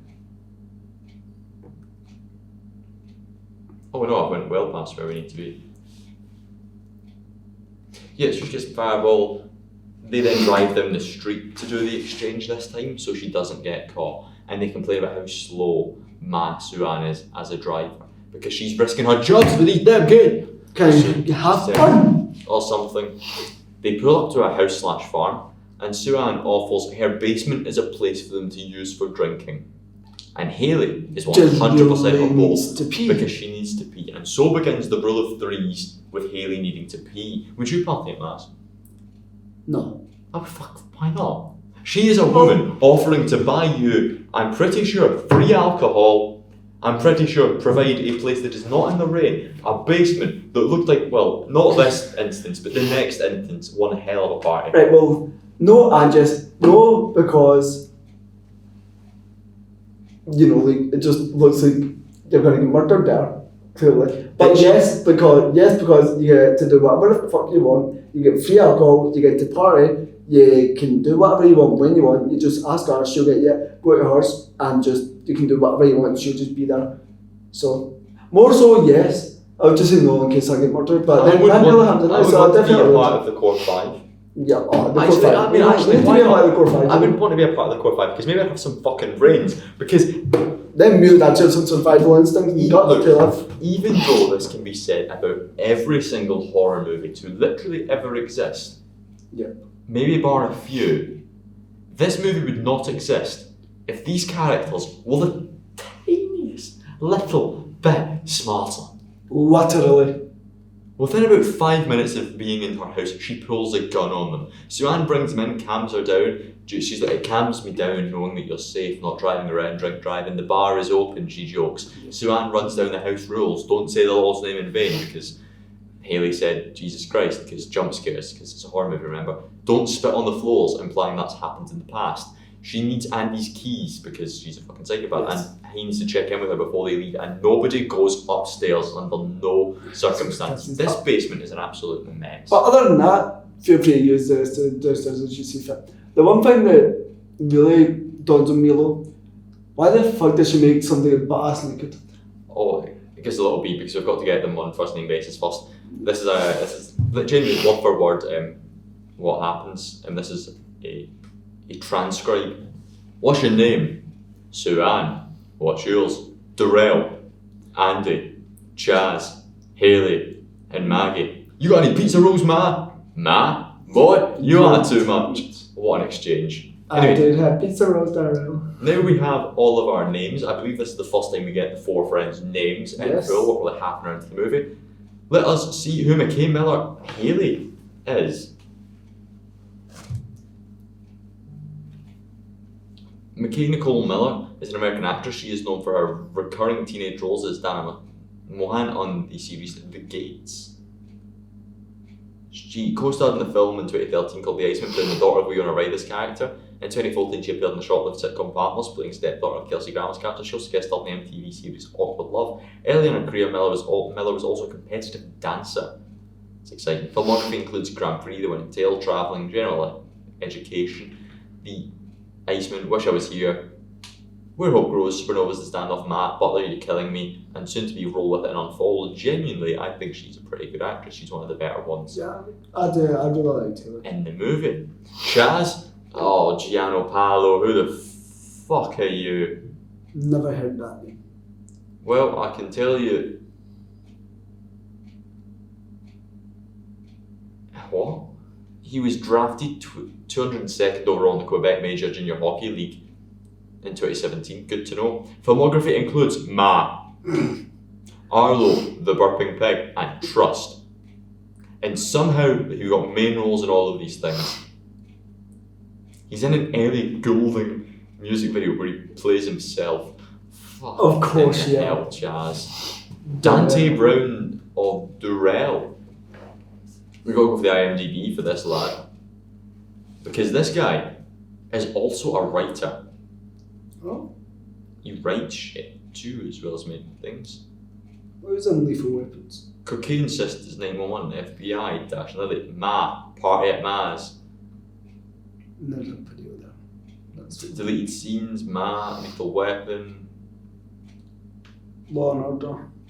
Shameless, Henry Danger, Community, So the dude's done pretty rough, so. Yeah, I mean, he's pretty. He had potential. Yeah.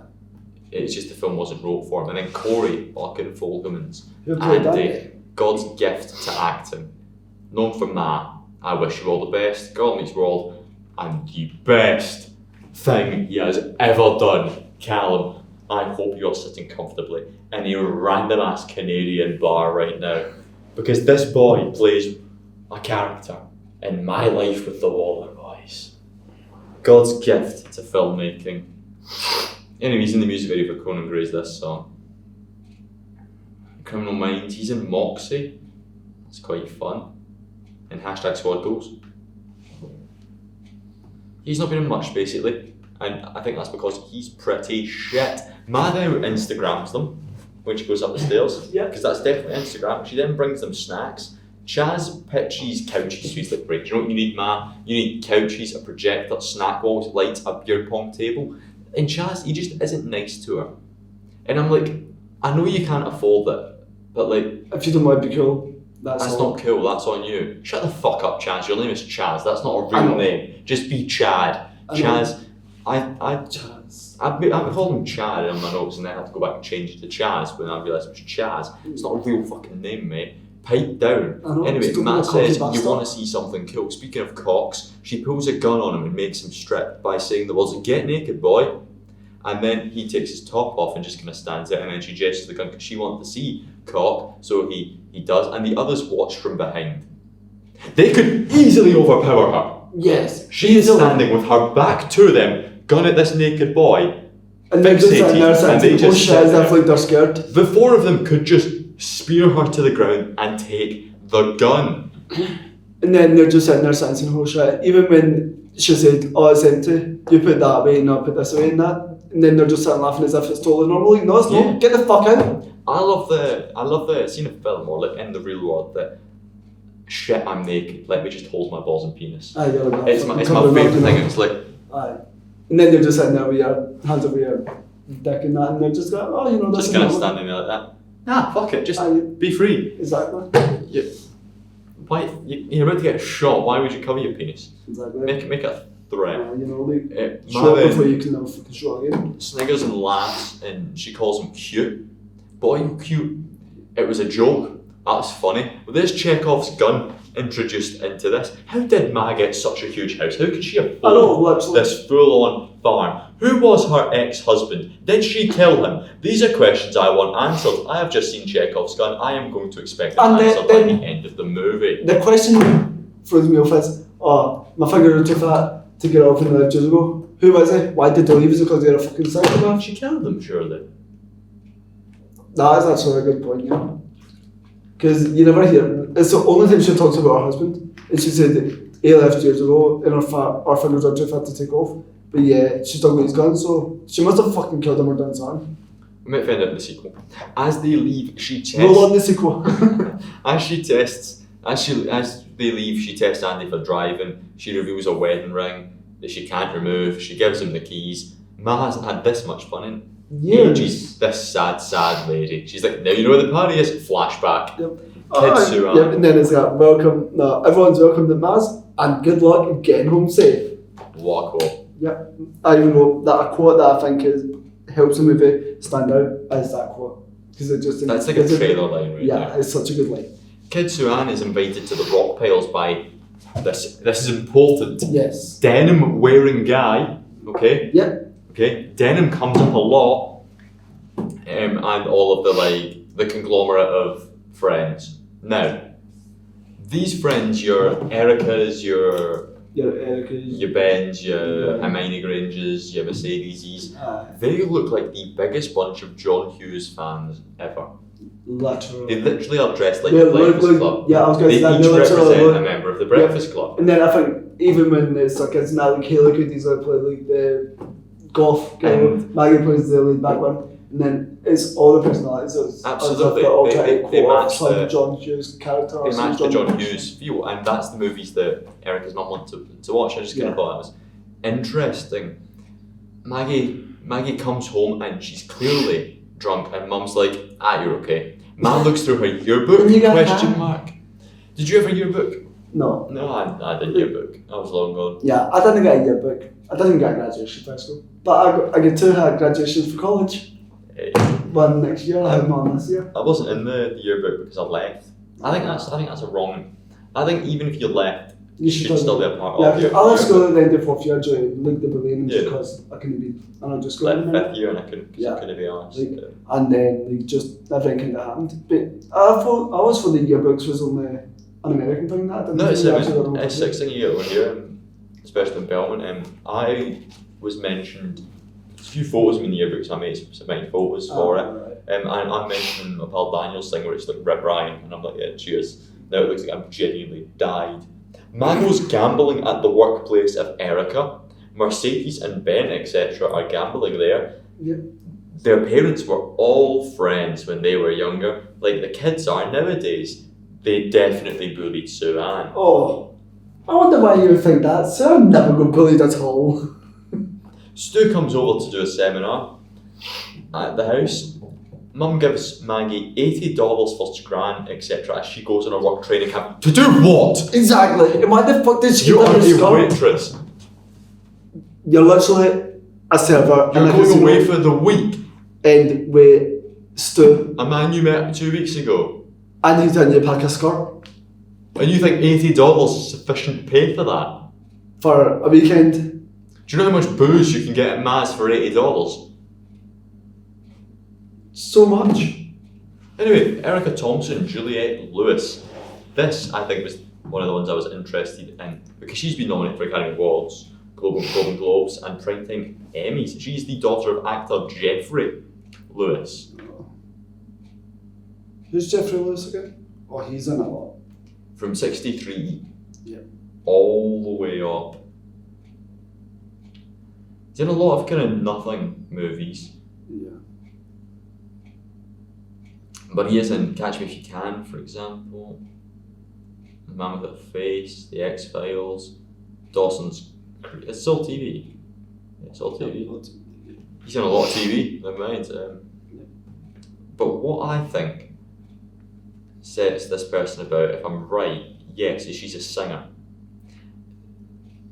Oh, no, I'm doing She has late. 8 siblings. I thought I was about to do 6 siblings. She also lived with a brief period with actress Karen Black, who was a mentor to her. She dropped out of high school at the age of 15.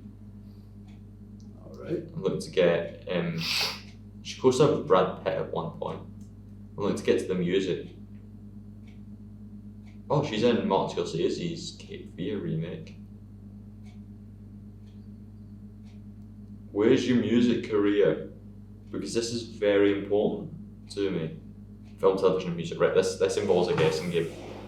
Alright. Who's received it for her?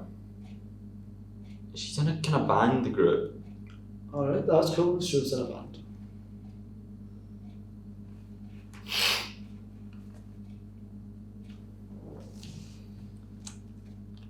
Is this? Have you heard her sing before? No. She was in a band called Juliet and the Licks with former Hole drummer Patty Schmull. That's not what I'm looking for. I'm looking for a kind of rappy thing if this is the right person.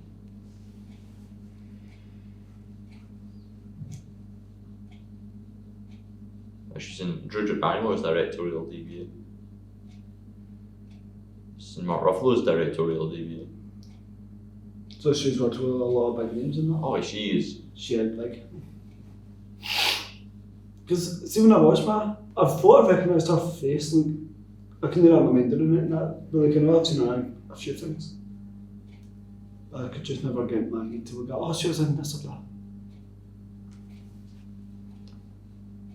Oh my god.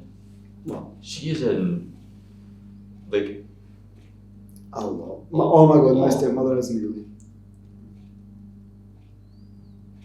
this lady is She is. so fucking talented. Oh, who was she in Nev? Nancy Delmonico. Whoever the hell that is. She's got anything coming out soon? Over Your Dead Body and Dream Quill.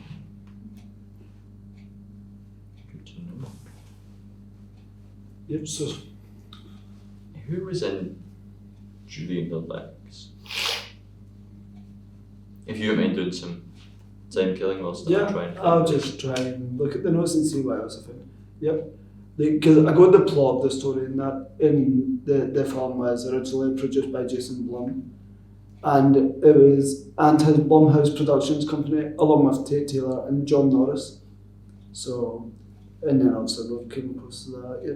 But do you know that the film, it had mixed reviews from the critics and that, because they were saying it wasn't going to be good, and they thought that. So the critics were saying that it was really, really bad, but they were saying that they had some quite good reviews for it.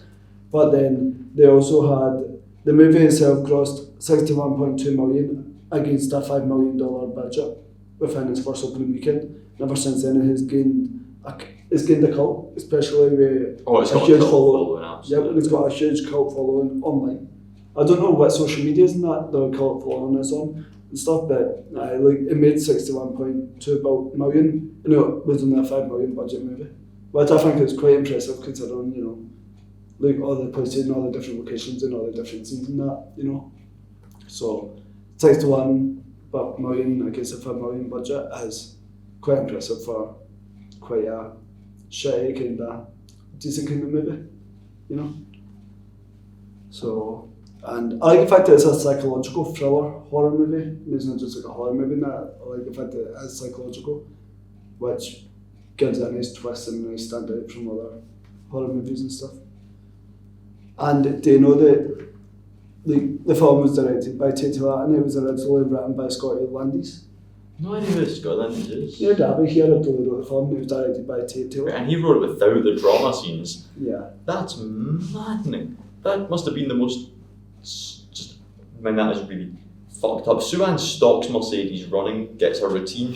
We've now got a denim dress. Yeah. From Maggie, there's a white box sat outside Andy's van and the kids are like, it might be a bomb, but it's drink. Lots of love, Ma. Ma texted him a video message. Why wait for the weekend? It's 5 o'clock somewhere. To Ma's house to Ma's house we I had to go. do a laugh.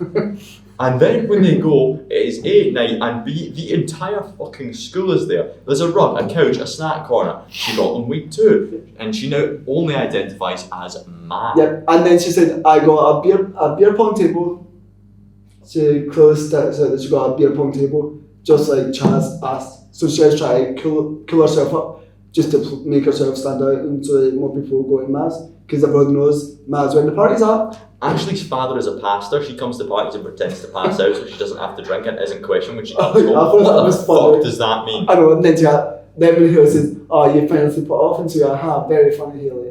Funky Town plays and Matt in her red outfit gets to robots and Funky a dance Town. circle is formed. I love a dance circle. Oh, dance Matt is circle getting is way awesome. too into Andy. Seems like a good gaff. Best gaff you've been to?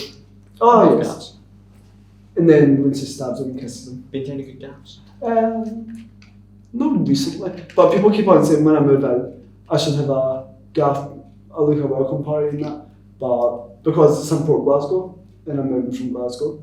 But I'm trying to think, the last gaff party I was at, usually whenever we're having parties now, I usually, because we've got a big back garden and stuff, I usually just say to my other pals just to continue in that, because we've got a big house up and downstairs and that, so it just makes more sense and that people come to me. Because I'm parking that, so it's local for town, and the Shahole Forge, you know all about that. Fuck the Forge. It's so We bad. had so many class gaffs back in the day, big group years. Went to a gaff quite recently actually. It was in America. A guy moved to America for 6 months and going away. That was a good time. Anyway, flashback to the rock pile. Sue-Ann was into Ben and she ain't been to parties but claims she has. She compliments his hair. Funky Town I still. like your hair. Thanks, I like yours and that. And Yeah, it's really being sarcastic to be a Compliment, reverse compliment. Hate compliment, reverse compliment. Yeah. Funky Town has definitely been going on for half an hour. That is not a long song and that is a long ass dance. I think Maggie it's something tries. to sing at the end of the podcast. It might not be carried out today. Maggie tries smoking. Matt compliments her earrings. Ashley might have drunk. Yes. Chaz does the shots and they all boo and cheer Matt to drink and do a shot, which she does because she still hasn't learned about peer pressure being a bad thing, seemingly. Yes. No, that Now goes on for a good 2 minutes. Big loud noise. Matt goes to investigate. A big problem with this movie, I would argue, is it's very predictable. Oh yes, you can clearly Like, you predict every single immediately- thing that's like- going to happen. Jeannie is definitely her kid. Yeah. The parents definitely treated her badly and she wants revenge against their kid. She's definitely going to kill most of them. And then the kid clearly isn't disabled, but master sense and she has because she can walk and she's perfectly fine. But my one's like, it's like just so that she has somebody to look after, and then she keep her as a prisoner upstairs so that she can try and not be alone. Because she knows that this engineer can she'll leave. She gets a needle and disappears. Some folk are fucking in the toilet. So Maggie and Haley go into the creepy actual house to pee because Chekhov's pee. Yeah. It's established Haley needs to pee. Again. Matt is That talking chick to needs to someone get a threateningly. She finds them, throws them into a wall, and because Haley's the realest character here. Yeah. Because he's the second alcohol touches you. Oh, you all do you need to do is pee. piss. So therefore, Haley, the realest character, thank you for being so real. Yeah. She finds them, throws them into a wall, and shouts. What the fuck are you doing here? Dancers! The five all leave, and that causes everyone else to leave. Ma then sings and cuts up images of children. I enjoyed the close-ups of her mouth and eyes, and Ma has texted Maggie maybe 1,000 times. Yeah. Sorry, the number they give is 4 million. And these texts include, I am really, really sorry, Maggie. I didn't mean to do that. Please forgive me. Maggie, I'm sorry. I'm so, so sorry. Yeah. And 3,999,600 more. Yes. And then she sends some video messages and she's got feeling sorry for herself. Then she's like, will you guys bring me to the Rob House? I really need to tell you something. Please come. And she starts crying so that they'll feel bad for her. Then she goes and meets them, and then she says she's just really sick. And then she's saying that she got cancer. And then Maggie notices that she actually stole Stephanie's bracelet that either her mum or her boyfriend got her. And then Maggie's earrings also go missing. And Haley also gets something stolen for as well. You have skipped a significant portion of gold, but absolutely. Sorry about that. ADR lady then asks the girls at school, I would go on to discover was Stephanie, if Ma would let them throw a birthday party, and Maggie compliments her bracelet. Taylor gave her it for the 5-month anniversary, so she finally let it go down on her. Head is really, Docs and Head are really vital to this movie. Andy then just asks Maggie out at school. Randomly as I've No fucking build up. The most awkward asking out scene ever. He's like, do you want to go out? And then she's like, on a date or a relationship? And he's like, both. So okay. Ma then jump scares the 5 friends, signalled by the dramatic thwomp sound effect that appears every time Ma does. She's like, hi guys. She's got a beer pong table for the kids and beer they can make that night. She just asks the girls over because the guys can't make it. Ma's sad because they actually have lives out with her. These kids are the stupid kids ever. Why do they keep going back? And also, why the fuck are you celebrating a 5-month anniversary with jewellery? Yep. It's lost its novelty for the kids. It's old news. And the one thing that I did like about Haley's character at that part now, she's like, Jane mad, don't you have a job? And then she's like, yeah, maybe I should pick up more hours and that because she's like, you need a man and that. So she has been real. She's like, you need to go back to work and you need to get a man or find something to do. Yeah. And then she's like, you need to watch your mouth. And then, so that's when you can see that Ma starting to have that relationship with Haley. Best drinking spots was my note at this point. I argue the racecourse down there, best drinking spot. Green Castle, great drinking spot. Castles in general, great drinking spots. I look forward to take on at some point. I would definitely go Green at some point, but probably not the racecourse. Yeah. She supplies drink for random kids and they follow her and then they drive on. They just used her for services, which is how Jump In goes. We give you the money, you get drink. Relationship ends there. Don't need to have a party. Don't need to talk on that yet. Mum and daughter have another awkward conversation because Mum wants to meet Andy or something. Maggie awkwardly laughs at having a boyfriend because I guess boys are gross. What the fuck's going on here? Exactly. Ma makes up herself, which is a great sentence, right? She is kung fu fighting some beer pong can tower at our next party, Stephanie's birthday, just to see if strangers are here for the most part. This is like gaffs in general. Fuck, a kiss, Maggie and Andy, out of nowhere. Yep. They'd be making the fuck out. Matt is jealous because they are together and gaslights Maggie into getting really drunk. Ashley gets up to dance because I don't give a fuck. The safety dance kicks in. Maggie passes out or some shit, awakes to Lily. Because I find mad drugs or something. Her knees are battered and earrings gone. She goes shopping with Andy and asks about the night before. She was drunk, she flashed Chaz her tits and Andy was fucking with her because he is unnecessarily just an asshole. Yes. Maggie wants to never go to Maz or for Andy to never go again, which makes complete sends. Ma's at work, she robs some pills. Maggie and Andy have a hardcore make-out session on the couch. And then the mum walks in. It's time to meet Mum. So Maggie reattaches her denim dungarees. They got quite heated. And there's another awkward interaction with like Maggie, and they just have such a stilted conversation. And also Andy so has a boner during this conversation. Oh yeah, you can so see it in that then. Like, it's just pure awkward because like, it just stands up and then you can just kind of see you got put it down. And I just mean like, he might not have actually had a boner, but like if he was making out and he took off the denim, he's still got a boner and now he's meeting her mum. Anyway, Mum finds out Ben Hawkins is the dad, and they sent a video message from Ma having a one-woman party. They at school agree to block Ma via a video message which is sent to Ma, ? Yeah. Ma's such an unpleasant woman, she was getting a foot pedicure or something. Ma rewatches the video, I imagine, like 4 million times again. Does her job shiftly. Why did they communicate purely through videos? Oh, I don't know. What is this Snapchat Ma world? Maybe just because Ma doesn't read texts and that, so maybe don't like get a point proof to Ma is by sending her a video message and maybe that way she'll actually listen. Ma sent 4 million texts. Flashback, she's in a closet at school with a guy. She sends texts, but maybe she doesn't need texts. Well, she reads every text these kids, every bit of attention they give her. Flashback, she's in the closet at school with a guy, Ben probably.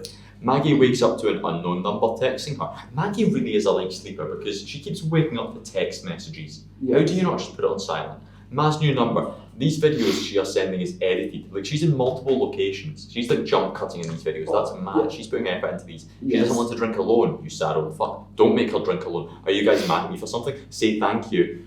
Hey guys, it's Suan. I really need you guys to meet me at the Rock Hills after school tomorrow. She says it's crying. It's an emergency. Please. They go to the Rock Hills after school tomorrow. She meets with Ma just at her 5. Ma hard claims cancer, pancreatic. She begs for her friends and says she's going to beat this. She's wearing Stephanie's bracelet. She invites them over, no pressure, for Saturday. Ma, more like manipulative. Yes, I like that.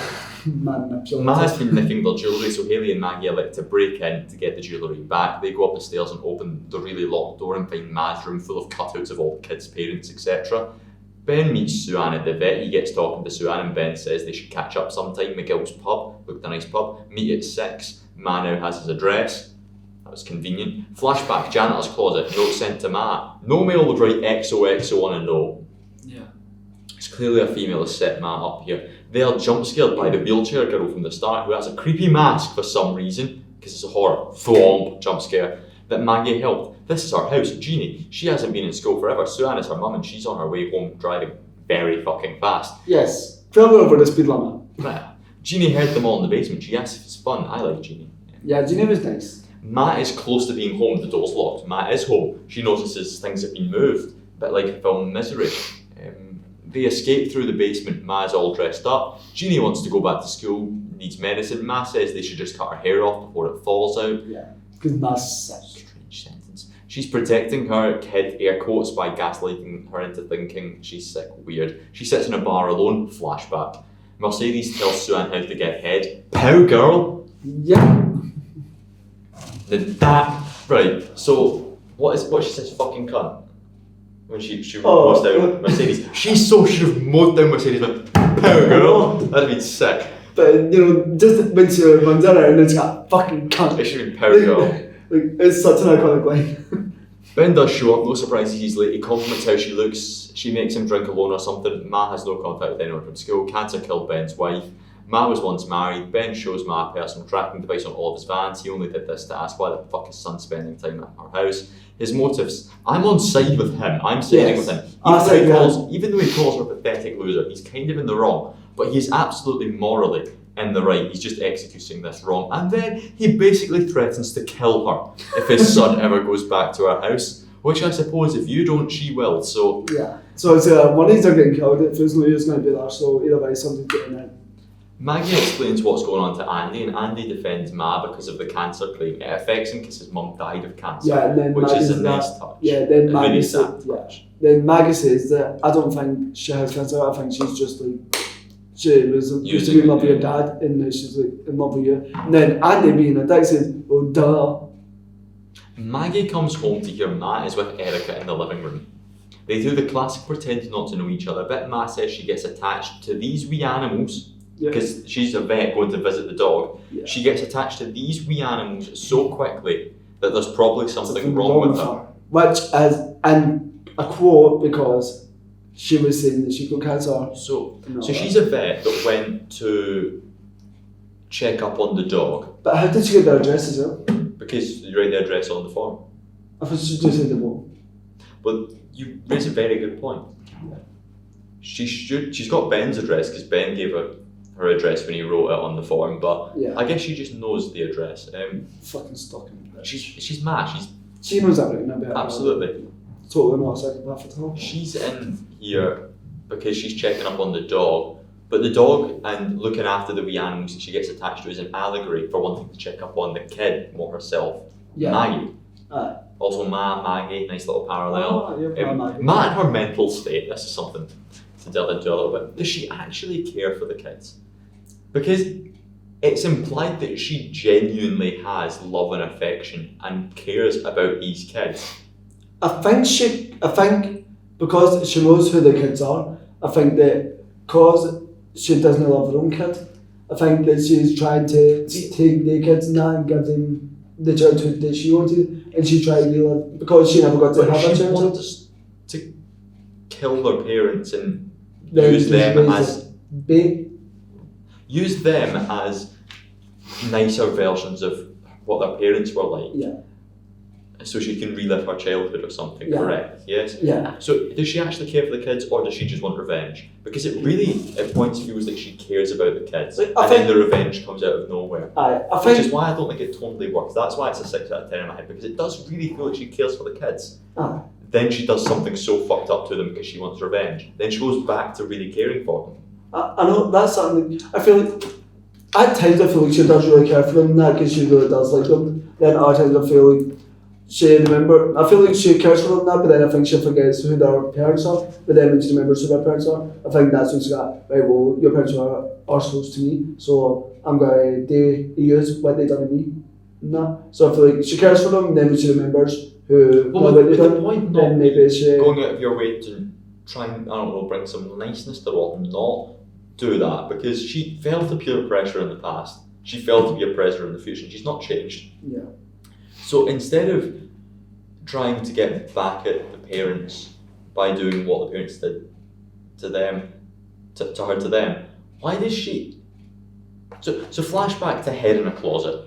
They leave the closet and Ben wasn't even in the closet. She gave head to some random guy who really fucking enjoyed it. Yep. That's fucked up and right. But that's a question that raises to me that this could be a long shot, but because they both of them were dark, they both of them were black, maybe the person that she gave head to it in the closet, could that have been the person that she ended up marrying and had Jane away? No, I Because like, you never seen him again and stuff. And obviously, when she gave him head in that, maybe they had sex in there as well. And maybe that's how she's so messed up, because maybe she ended up falling pregnant with Janie. And that's how, because her childhood was so messed up. Well, that would have been a good story to tell. Maybe she had Janie with that guy. But then maybe that guy wanted nothing to do, so maybe even then when she was so sick in that, maybe she killed him, put a wedding ring on and pretended that she was married. And maybe she did have a gun just to scare people and that. So that's just something that I think. Because you never see any other darker people that it could have been. And she's the only person you actually see with her in a closet. All of her trauma comes from being sexually assaulted as a child. Yeah. She did force Chaz to strip naked at gunpoint though. Yeah, that is true. You have no high ground to stand on, Matt, because the worst part is, who the fuck is Chaz's dad? Literally. He's nothing in this. If you got Andy to do it, there's at least the tiniest bit of revenge, but it's fucking Chaz. Exactly. And then when she kisses Andy as well at the end, You say that when Andy kisses her. but Andy gets drugged by her, does he know? And then he gets all delusional. Matt has a horse-scented air freshener in her car. A horse scented air It is freshener? literally the shape of a horse and says horse scent on it. I've never seen that either. There's someone I was who focused needs more on horse that this horse scented air freshener, and then all of a sudden she drove a car through Mercedes, which is a car name, which is quite funny. Out of jog, fucking cunt. Yeah, fucking cunt. And then she turned up her radio. As if nothing's happened. Do you remember? The very first night of September. That was the song that she turned on. Night torch outside, Louise bleeding in the garage. Matt has killed her boss off screen, put her dog in a cage, taken more drugs. Fuck you, Matt. We've got 20 minutes left. Let's skip to the chaos. She also put her boss in a cage after she went for her. She definitely slit her throat. And then cut her up and put her in a cage. Because that's normal for Matt. Erica goes to call Sue-Ann, but Maggie uses the time to explain it. But uses this time to explain everything to Maggie. Yeah, they explain each other. We've been to her house. Etc. So she's grounded for the. Ben shows up to Ma's house, convinced the son is there because Ma googled how to replicate trackers or some shit. How did she? Fuck knows. Ben is immediately sedated, drugged, and put to sleep. So Ben is our first character to actively try and do something. Erica is disappointed in Maggie, who is 16. She's grounded till summer break period. Ben is right. So Ben's naked. He wakes up tied to a pink bed, but he does have a towel, giving him some decency. Yes. Why? But why? Like, I don't know, maybe she'd go something burning in the towel and that to try and burn them, because then when she walks into the room, she lifts up the towel and you see everything just lying there. Like she does. Then she cuts off his penis. She picks up his penis. She decides against cutting it off. She then villain monologues him. The humiliation never left. You treated me like a dog. Because that's what you are.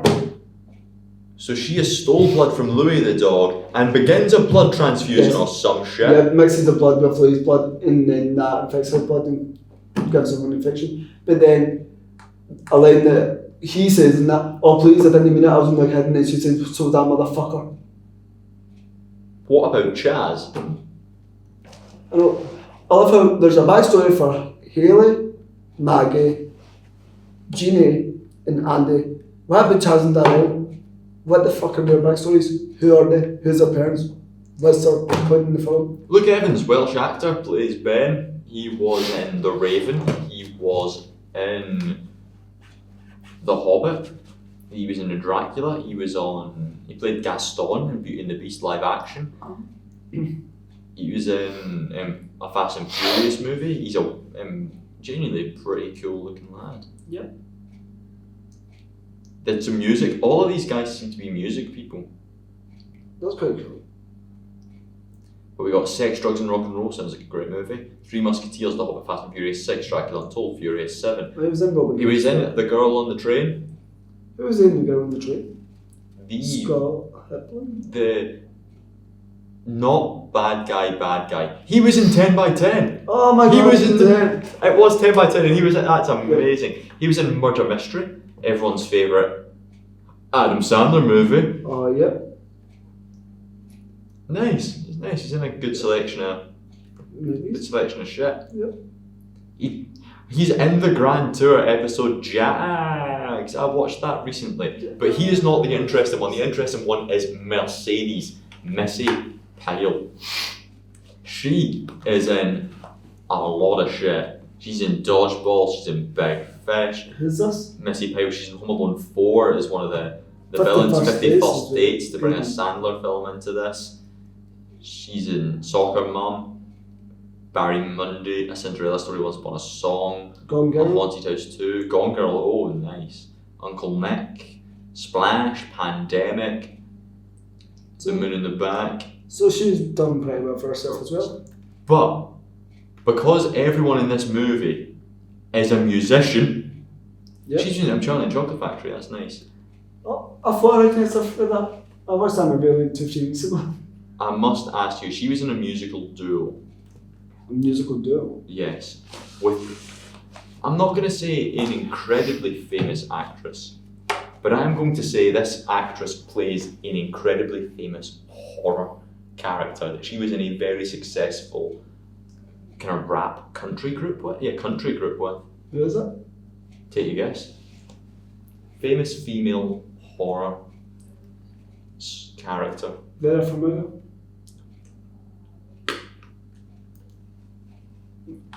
Not sure.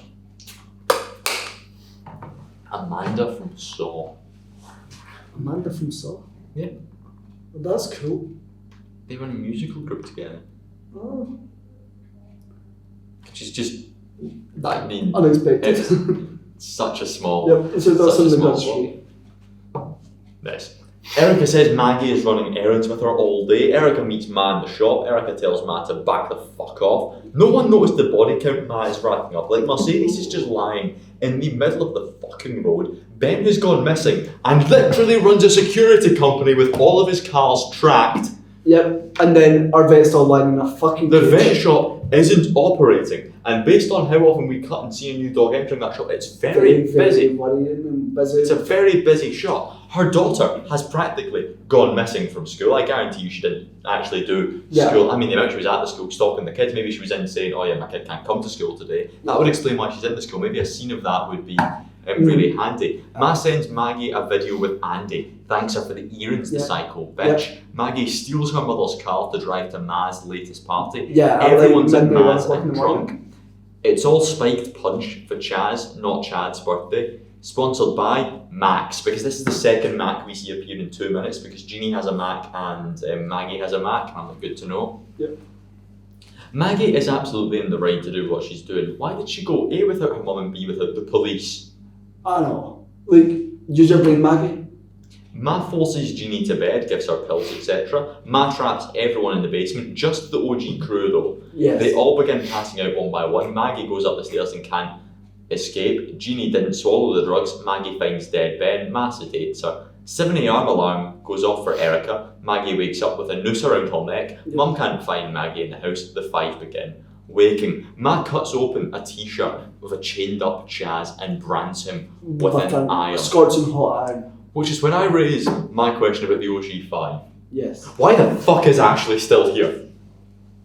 Oh, that is true. But maybe because She fell asleep. She fell asleep. But she was never asleep. She was always pretending to be asleep. But maybe Ma thought that she passed out.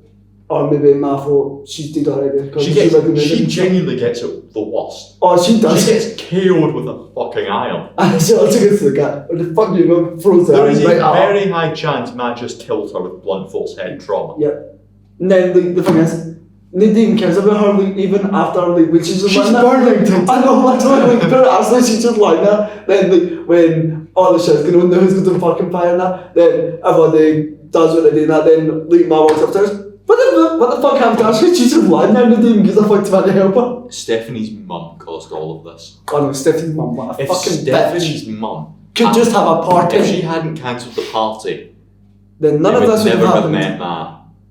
That's a fascinating thought. That is. And what the fuck happened to Stephanie after her birthday? You never see her again? Well, after her she had her 5-month anniversary. Yes.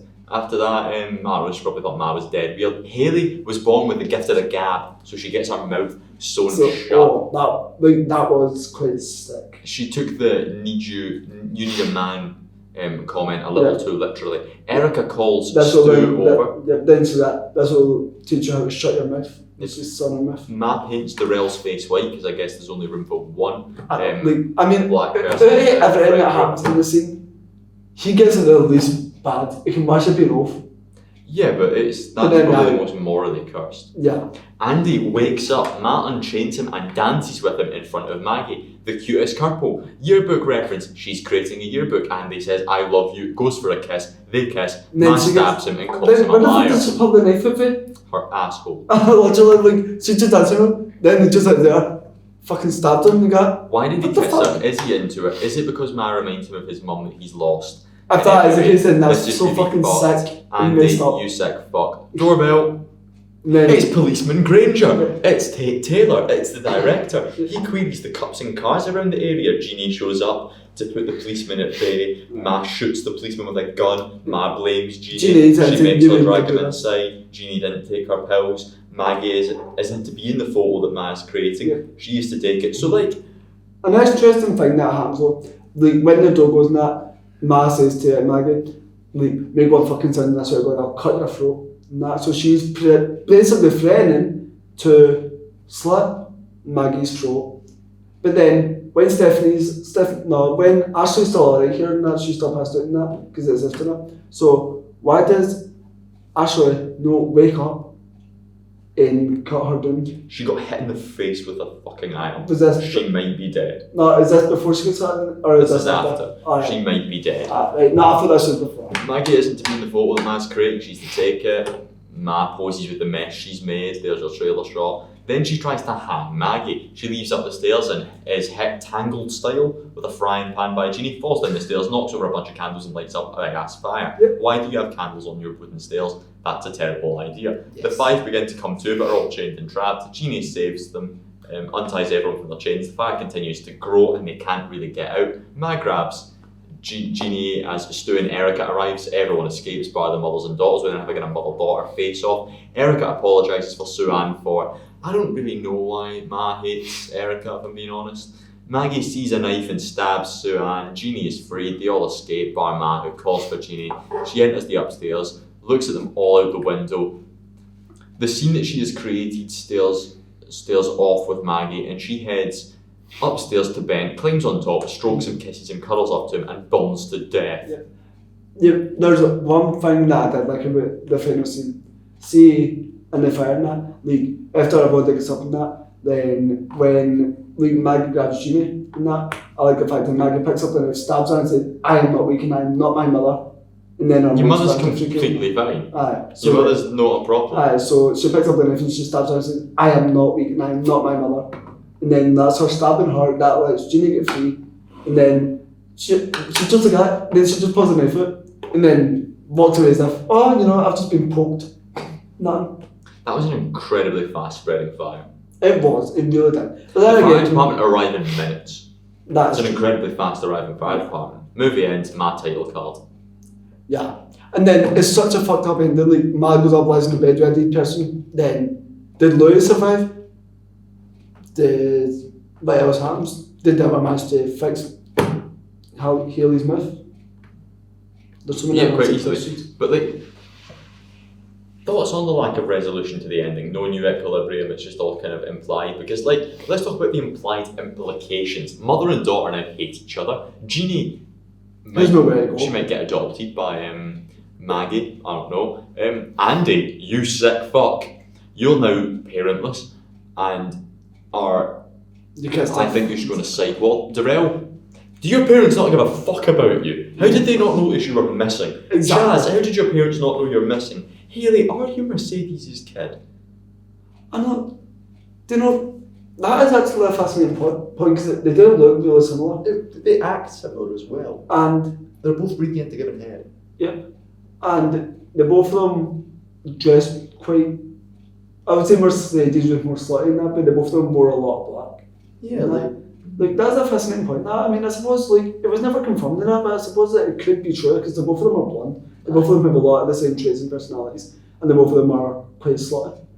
What happened next? Other than all of that absolutely horrible shit, but thoughts on like her genuinely faking her daughter's illness in a subplot that doesn't go anywhere. Like that's just fucking sick. Like, But it but doesn't go anywhere.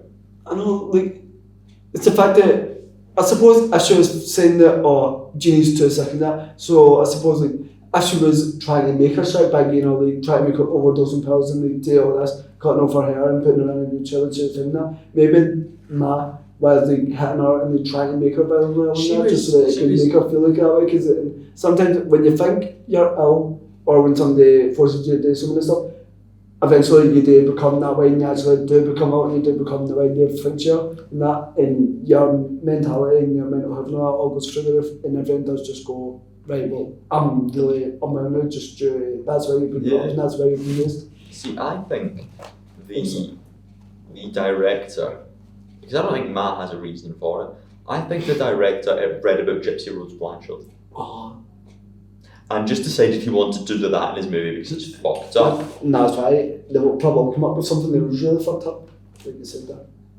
It would make a lot of sense, and that because I think this one came out around the same time as all that stuff just happened. And that, so that is actually quite a valid point there, could have actually been influenced by Gypsy Rose's trauma. And Which is why I she think Jeannie should have killed. Jeannie should have stabbed Ma. It should have been the other way around. Yeah. Maggie should have been it should have been Ma had Maggie, Yeah. Jeannie was with, basically they should have swapped kids Yeah. and Jeannie should have been the one to Yeah. stab. Well, you see, because in 2019 there was the crime dramas. There was a documentary miniseries and a crime drama released on Gypsy Rose Planter. So I genuinely think Tate Taylor saw that right as film was about to wrap and just sandwiched that plot in there. What happened to Suan's husband? We've addressed that. Did she kill him? Absolutely. Reviews, I've got a little review here.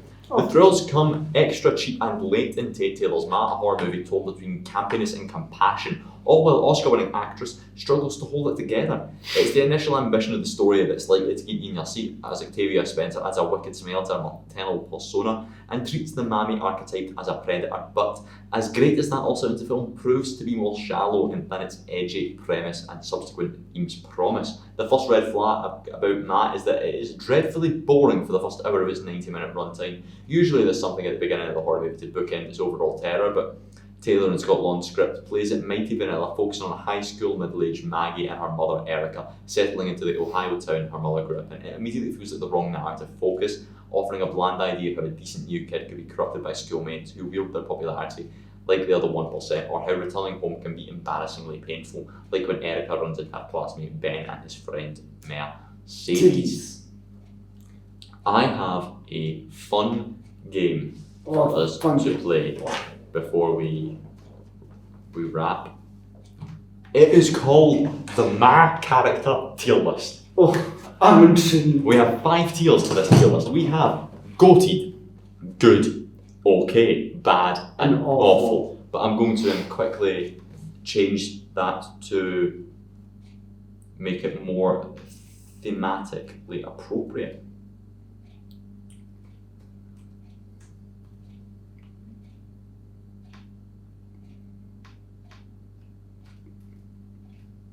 We have dogged for goated and dog awful for bad. So pick a character in the movie and we'll find the tier. Let's start with Ben. Ben. I argue he is a character. I would say he's okay. I'm going good. I'd say he is a character that actively tries. And things happen to a bunch of characters in the movie. This guy, he's a bad person. Yep. Yes. He's a cunt. That doesn't mean he's not an interesting to watch character. He is a bad person. But he is the only one that actively tries to do anything about the mass situation. He actively confronts her in a bar and is like, "Why are you doing this to my son? Stop or I will come for you." Completely fair. Yep. Also kind of badass. I would say good for that then. I was just thinking maybe okay just because you don't really see much of him in the film that. So you don't, but it's not. But it was a good character. Everything you see. Because he was the one that said, "Why the fuck is my son spending so much time at your house? This is your one morning. If you could need it again, I will come for you." Absolutely. Then he goes to her house and that, and then he is the only one that actually generally, other than Erica, he's the only one that actually does care about what happens to his kid. Absolutely. I've got another good character to put forward for us. I'm going to say Jeannie. Yep, Jeannie. Is in the good. Yep, she's tier. in the good tier. I think. Yeah. Like just because she's a really nice person and she does just want to fan. I'm entertained by Jeannie. Yeah, I think she's a small character, but she's got so much potential for the fact that she wants to go to school, she wants to fit in, she wants to be friends with everyone and that, but yet her mum's convinced that, or that if it is really her mum, or maybe so I'm kidnapped her and that.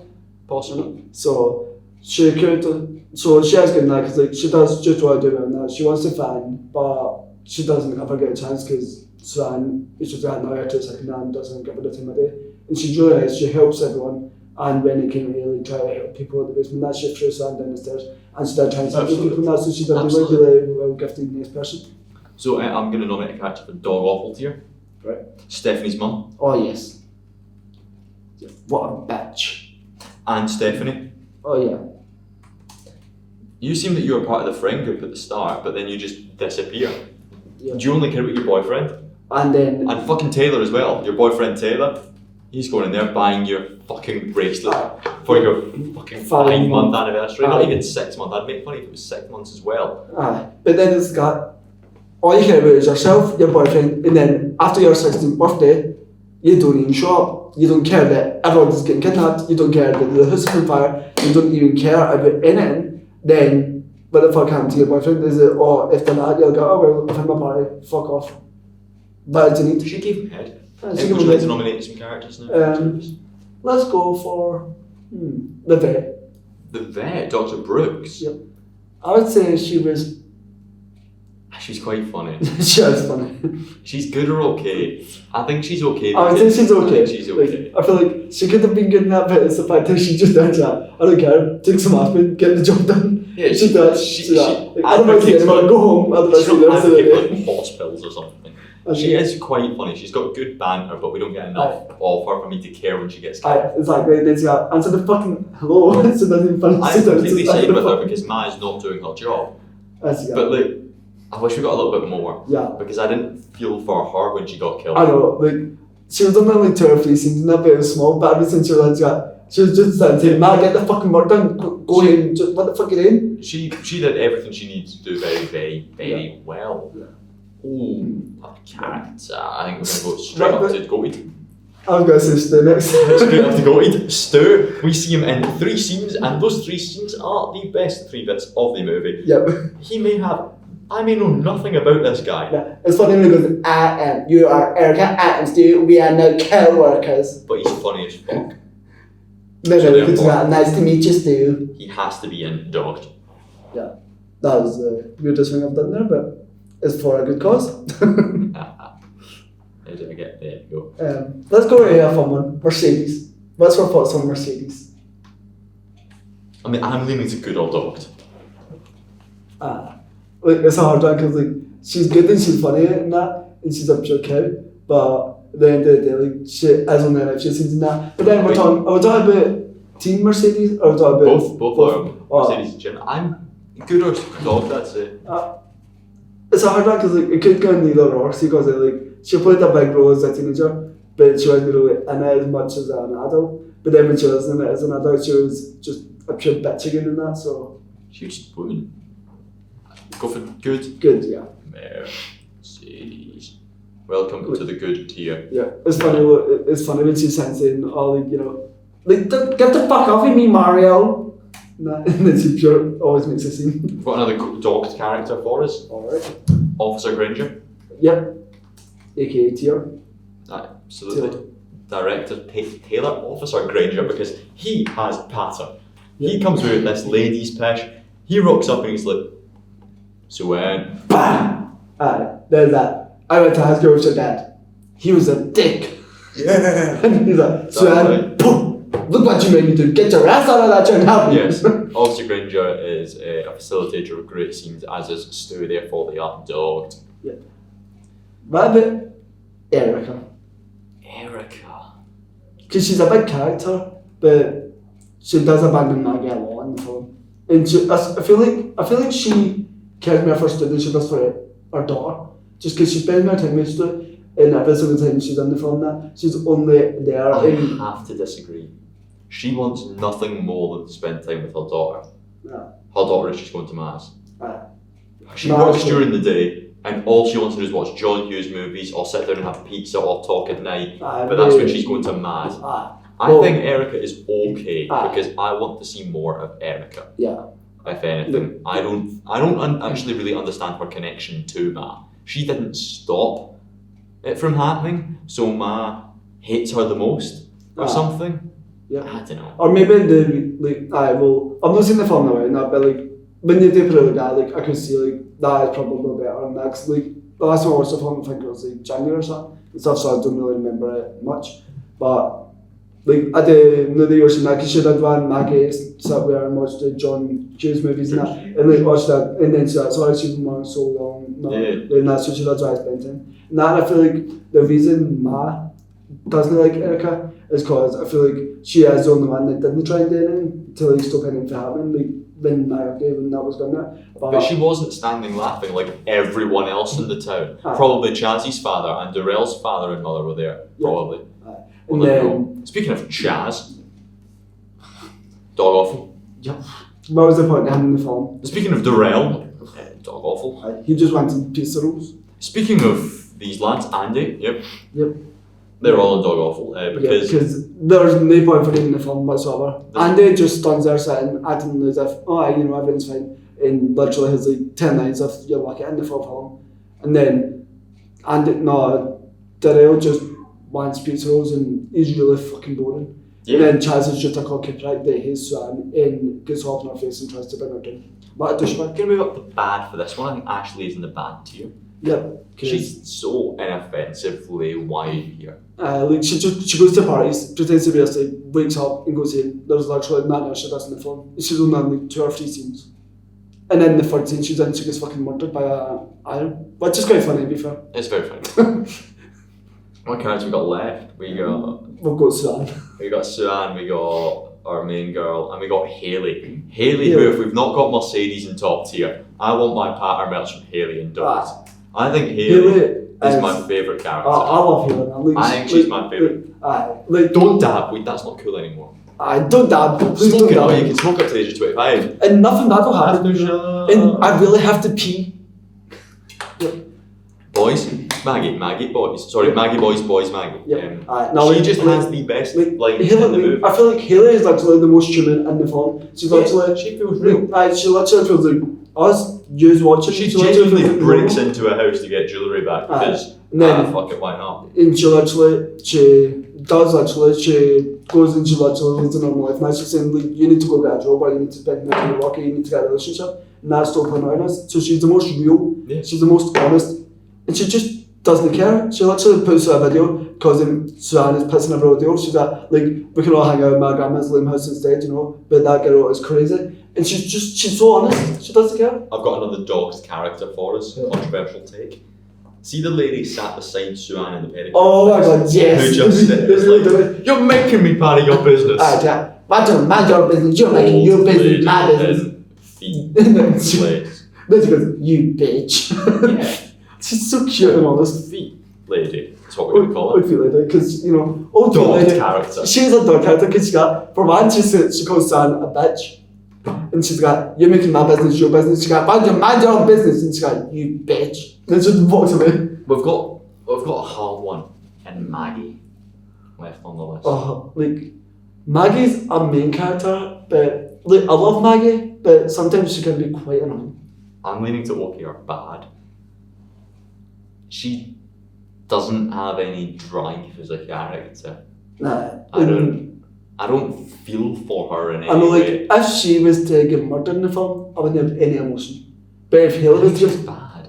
Exactly. If Matt No. killed Hayley, I would be sad. raging. I would Absolutely. actually you can't kill off Hayley, she's like so badass. Exactly. If you killed Maggie, If she killed Maggie, you're actively not changing anything because Nah. Maggie has not made a single joke in this movie. Exactly. And then she's like, oh no, then she's like, fuck your drink, when she goes to the house to confront Andy for going there with her. But yeah, she's trying to control Andy's life by telling Andy, you can't do this because you have no idea. Well, she's completely fair. Don't go to this thieving psycho bitch who is gaslighting her daughter. She's fair to say that. Especially when Andy is definitely not 100% in love with Suan. Yeah, exactly, you know. So it's like, that's true. She can't tell Andy what to do in that, and she was really controlling. She was trying to take leadership in the full group in that sense, in that if they should all go David she has to do, because if she doesn't like this one, they just should go in there in the group because then it would be fair. She's right. She's right because it has man's a psychotic bitch in that and stuff. So she is 100% right. Hayley also said that, and she is the leader of the group. Aye. So why Chaz and Jarrell do whatever they're told to do, and Andy was in love with that. Where does Suan find herself in this? Because I don't think I can say dogged. I think she's got to be. I know. I would say she was good. I wouldn't say she was dodged, just because like, even though she has like the main character in the film, but she's good because like everything she does now, you know, she's psychotic. She's the main character in the film, so she has, and she does so much stuff in that. Iconic lines. She's got so much iconic lines. She's a legend. She's got a lot of potential, but just it wasn't fully realised. Fully there. Whereas Hayley was fully realised. Old Feet Lady was fully realised. Great Of course, Stu, yeah. Fully, they everything they did was fucking flawless. Whereas Suan just felt like she needs something She needs else. a wee bit more pushing that. Even though she was really bad about the cancer, man, she did have so much sick shit going on in that. But there was just something missing for her, you know. There was something gone. Like it's hard to say, like what was missing that, but you feel like if she had that one more thing that she needed, then she would have been so much better. And so concludes the Matt character tier list. We have in Dog Awful, Andy, Darrell, Chaz, Stephanie's mum and Stephanie and Taylor. In Bad we have Maggie and Ashley, Okay, we have Dr. Brooks and Erica. Good, we have Ben, Jeannie, Mercedes, and Sue, Anne. And in Dogs, we have the four best characters, the pillars of the movie. Sue, Officer Granger, Haley, and Old Feet. Lady. Icons. Yep. When you watch a movie and you agree with us or don't agree with it, let us know. Absolutely. Yours like better, and you let us know your ratings in the comments. Absolutely, and that pretty much draws this to an end. In July 2023, Melissa McCarthy expressed interest in working with Octavia Spencer on a potential sequel. In June 2025, literally last month, it was confirmed that a sequel with Spencer returning is in development. That's right, she's not dead. 1 week later, Ashley Nicole Black was announced as a writer. This is going to be a really, really interesting movie, especially Melissa McCarthy in a horror movie. She's a really comedic character, so it'll be really nice and a really interesting take to see her play in a psychological horror movie. No, hopefully she does it good and she doesn't make it some comedy thing, that. But this is going to be a really, really interesting movie, if I do say so myself. Have you got any notes left that we haven't addressed? No, I think it's just the fact that it's totally fucked up. And then it was released on 31st of May and by Universal Pictures, and they received mixed reviews from the critics. The movie itself cost, like I was saying, like a 61.2 million budget, and ever since then it's gained the cult following online. And then obviously they quote, "Everyone's welcome at Mass, but good luck getting home safe." Then the preachers, the Jason Blum and the John Norris, they were the people that kind of wrote it along with Jason Blum. Nice. Then just a wee bit of the plot of the story of the witch addressed, and there's a few actors, like the named actors, and it was basically just written by originally written by Scott Landis and Taylor. So yeah, that's all about any final ending conclusional thoughts on that? Just, I knew that she wasn't dead at the end of the movie, so I'm really excited to see the plot of the second one and to see how Ma and how she's going to get revenge on all the rest of them that survived, because I think that since all of them got out, I feel like the plot of this one, she's going to be so much more crazy, she's going to be so much more badass, and she's going to have so much more bad shit going on, and she's going to not stop until she murders every single one of them in one diabolical way or another. What about I yourself? know the point is making a black slasher villain that doesn't die in the first 15 minutes out of Octavia Spencer. Yeah. But from a character perspective, I think the interesting thing was her actual like and love for the kids. I think a more interesting route is to have her basically want to make up with the kids. Yeah. Not in a make up with them to trick them and then kill them, but just in a fully Megan 2.0 just makes up with them and and they don't believe her. Yep. And maybe fucking Chaz gets a character and he becomes a psychopath because he did get the Trump strip boy, get naked boy. Yep, and then it did get Scott Struffer down right in his chest. Well, my closing remarks for this movie is it's the worst titled movie of all time. Yes. Name me a worst titled movie. You can't. You There isn't literally any. cannot. I have been Ryan Robertson. I've been talking for about 2.5 hours with Ma. Yep. And I'm Mike, and I've been talking about 2.5 hours of Matt. And yeah. Happy Halloween. Happy Halloween. And what he's dressing up as. It's a very important question. We don't know because we filmed this in July. Yep. When it's sunny, there's no reason a bird just flew by. But trick or treat. Trick or treat, motherfucker. Peace. Thank you very much for watching this edition of Recall Review Ramble, our Halloween special where myself and Micky reviewed Ma, the worst named movie in God's green earth. If you want to see more of our stuff, check the links and etc. in the episode descriptor. Watch the shorts we used to promote the episode. Watch some more of our stuff if you would be so kind, and more importantly, comment on the episode. We really love having little conversations in the comment section. Enjoy your day, folks.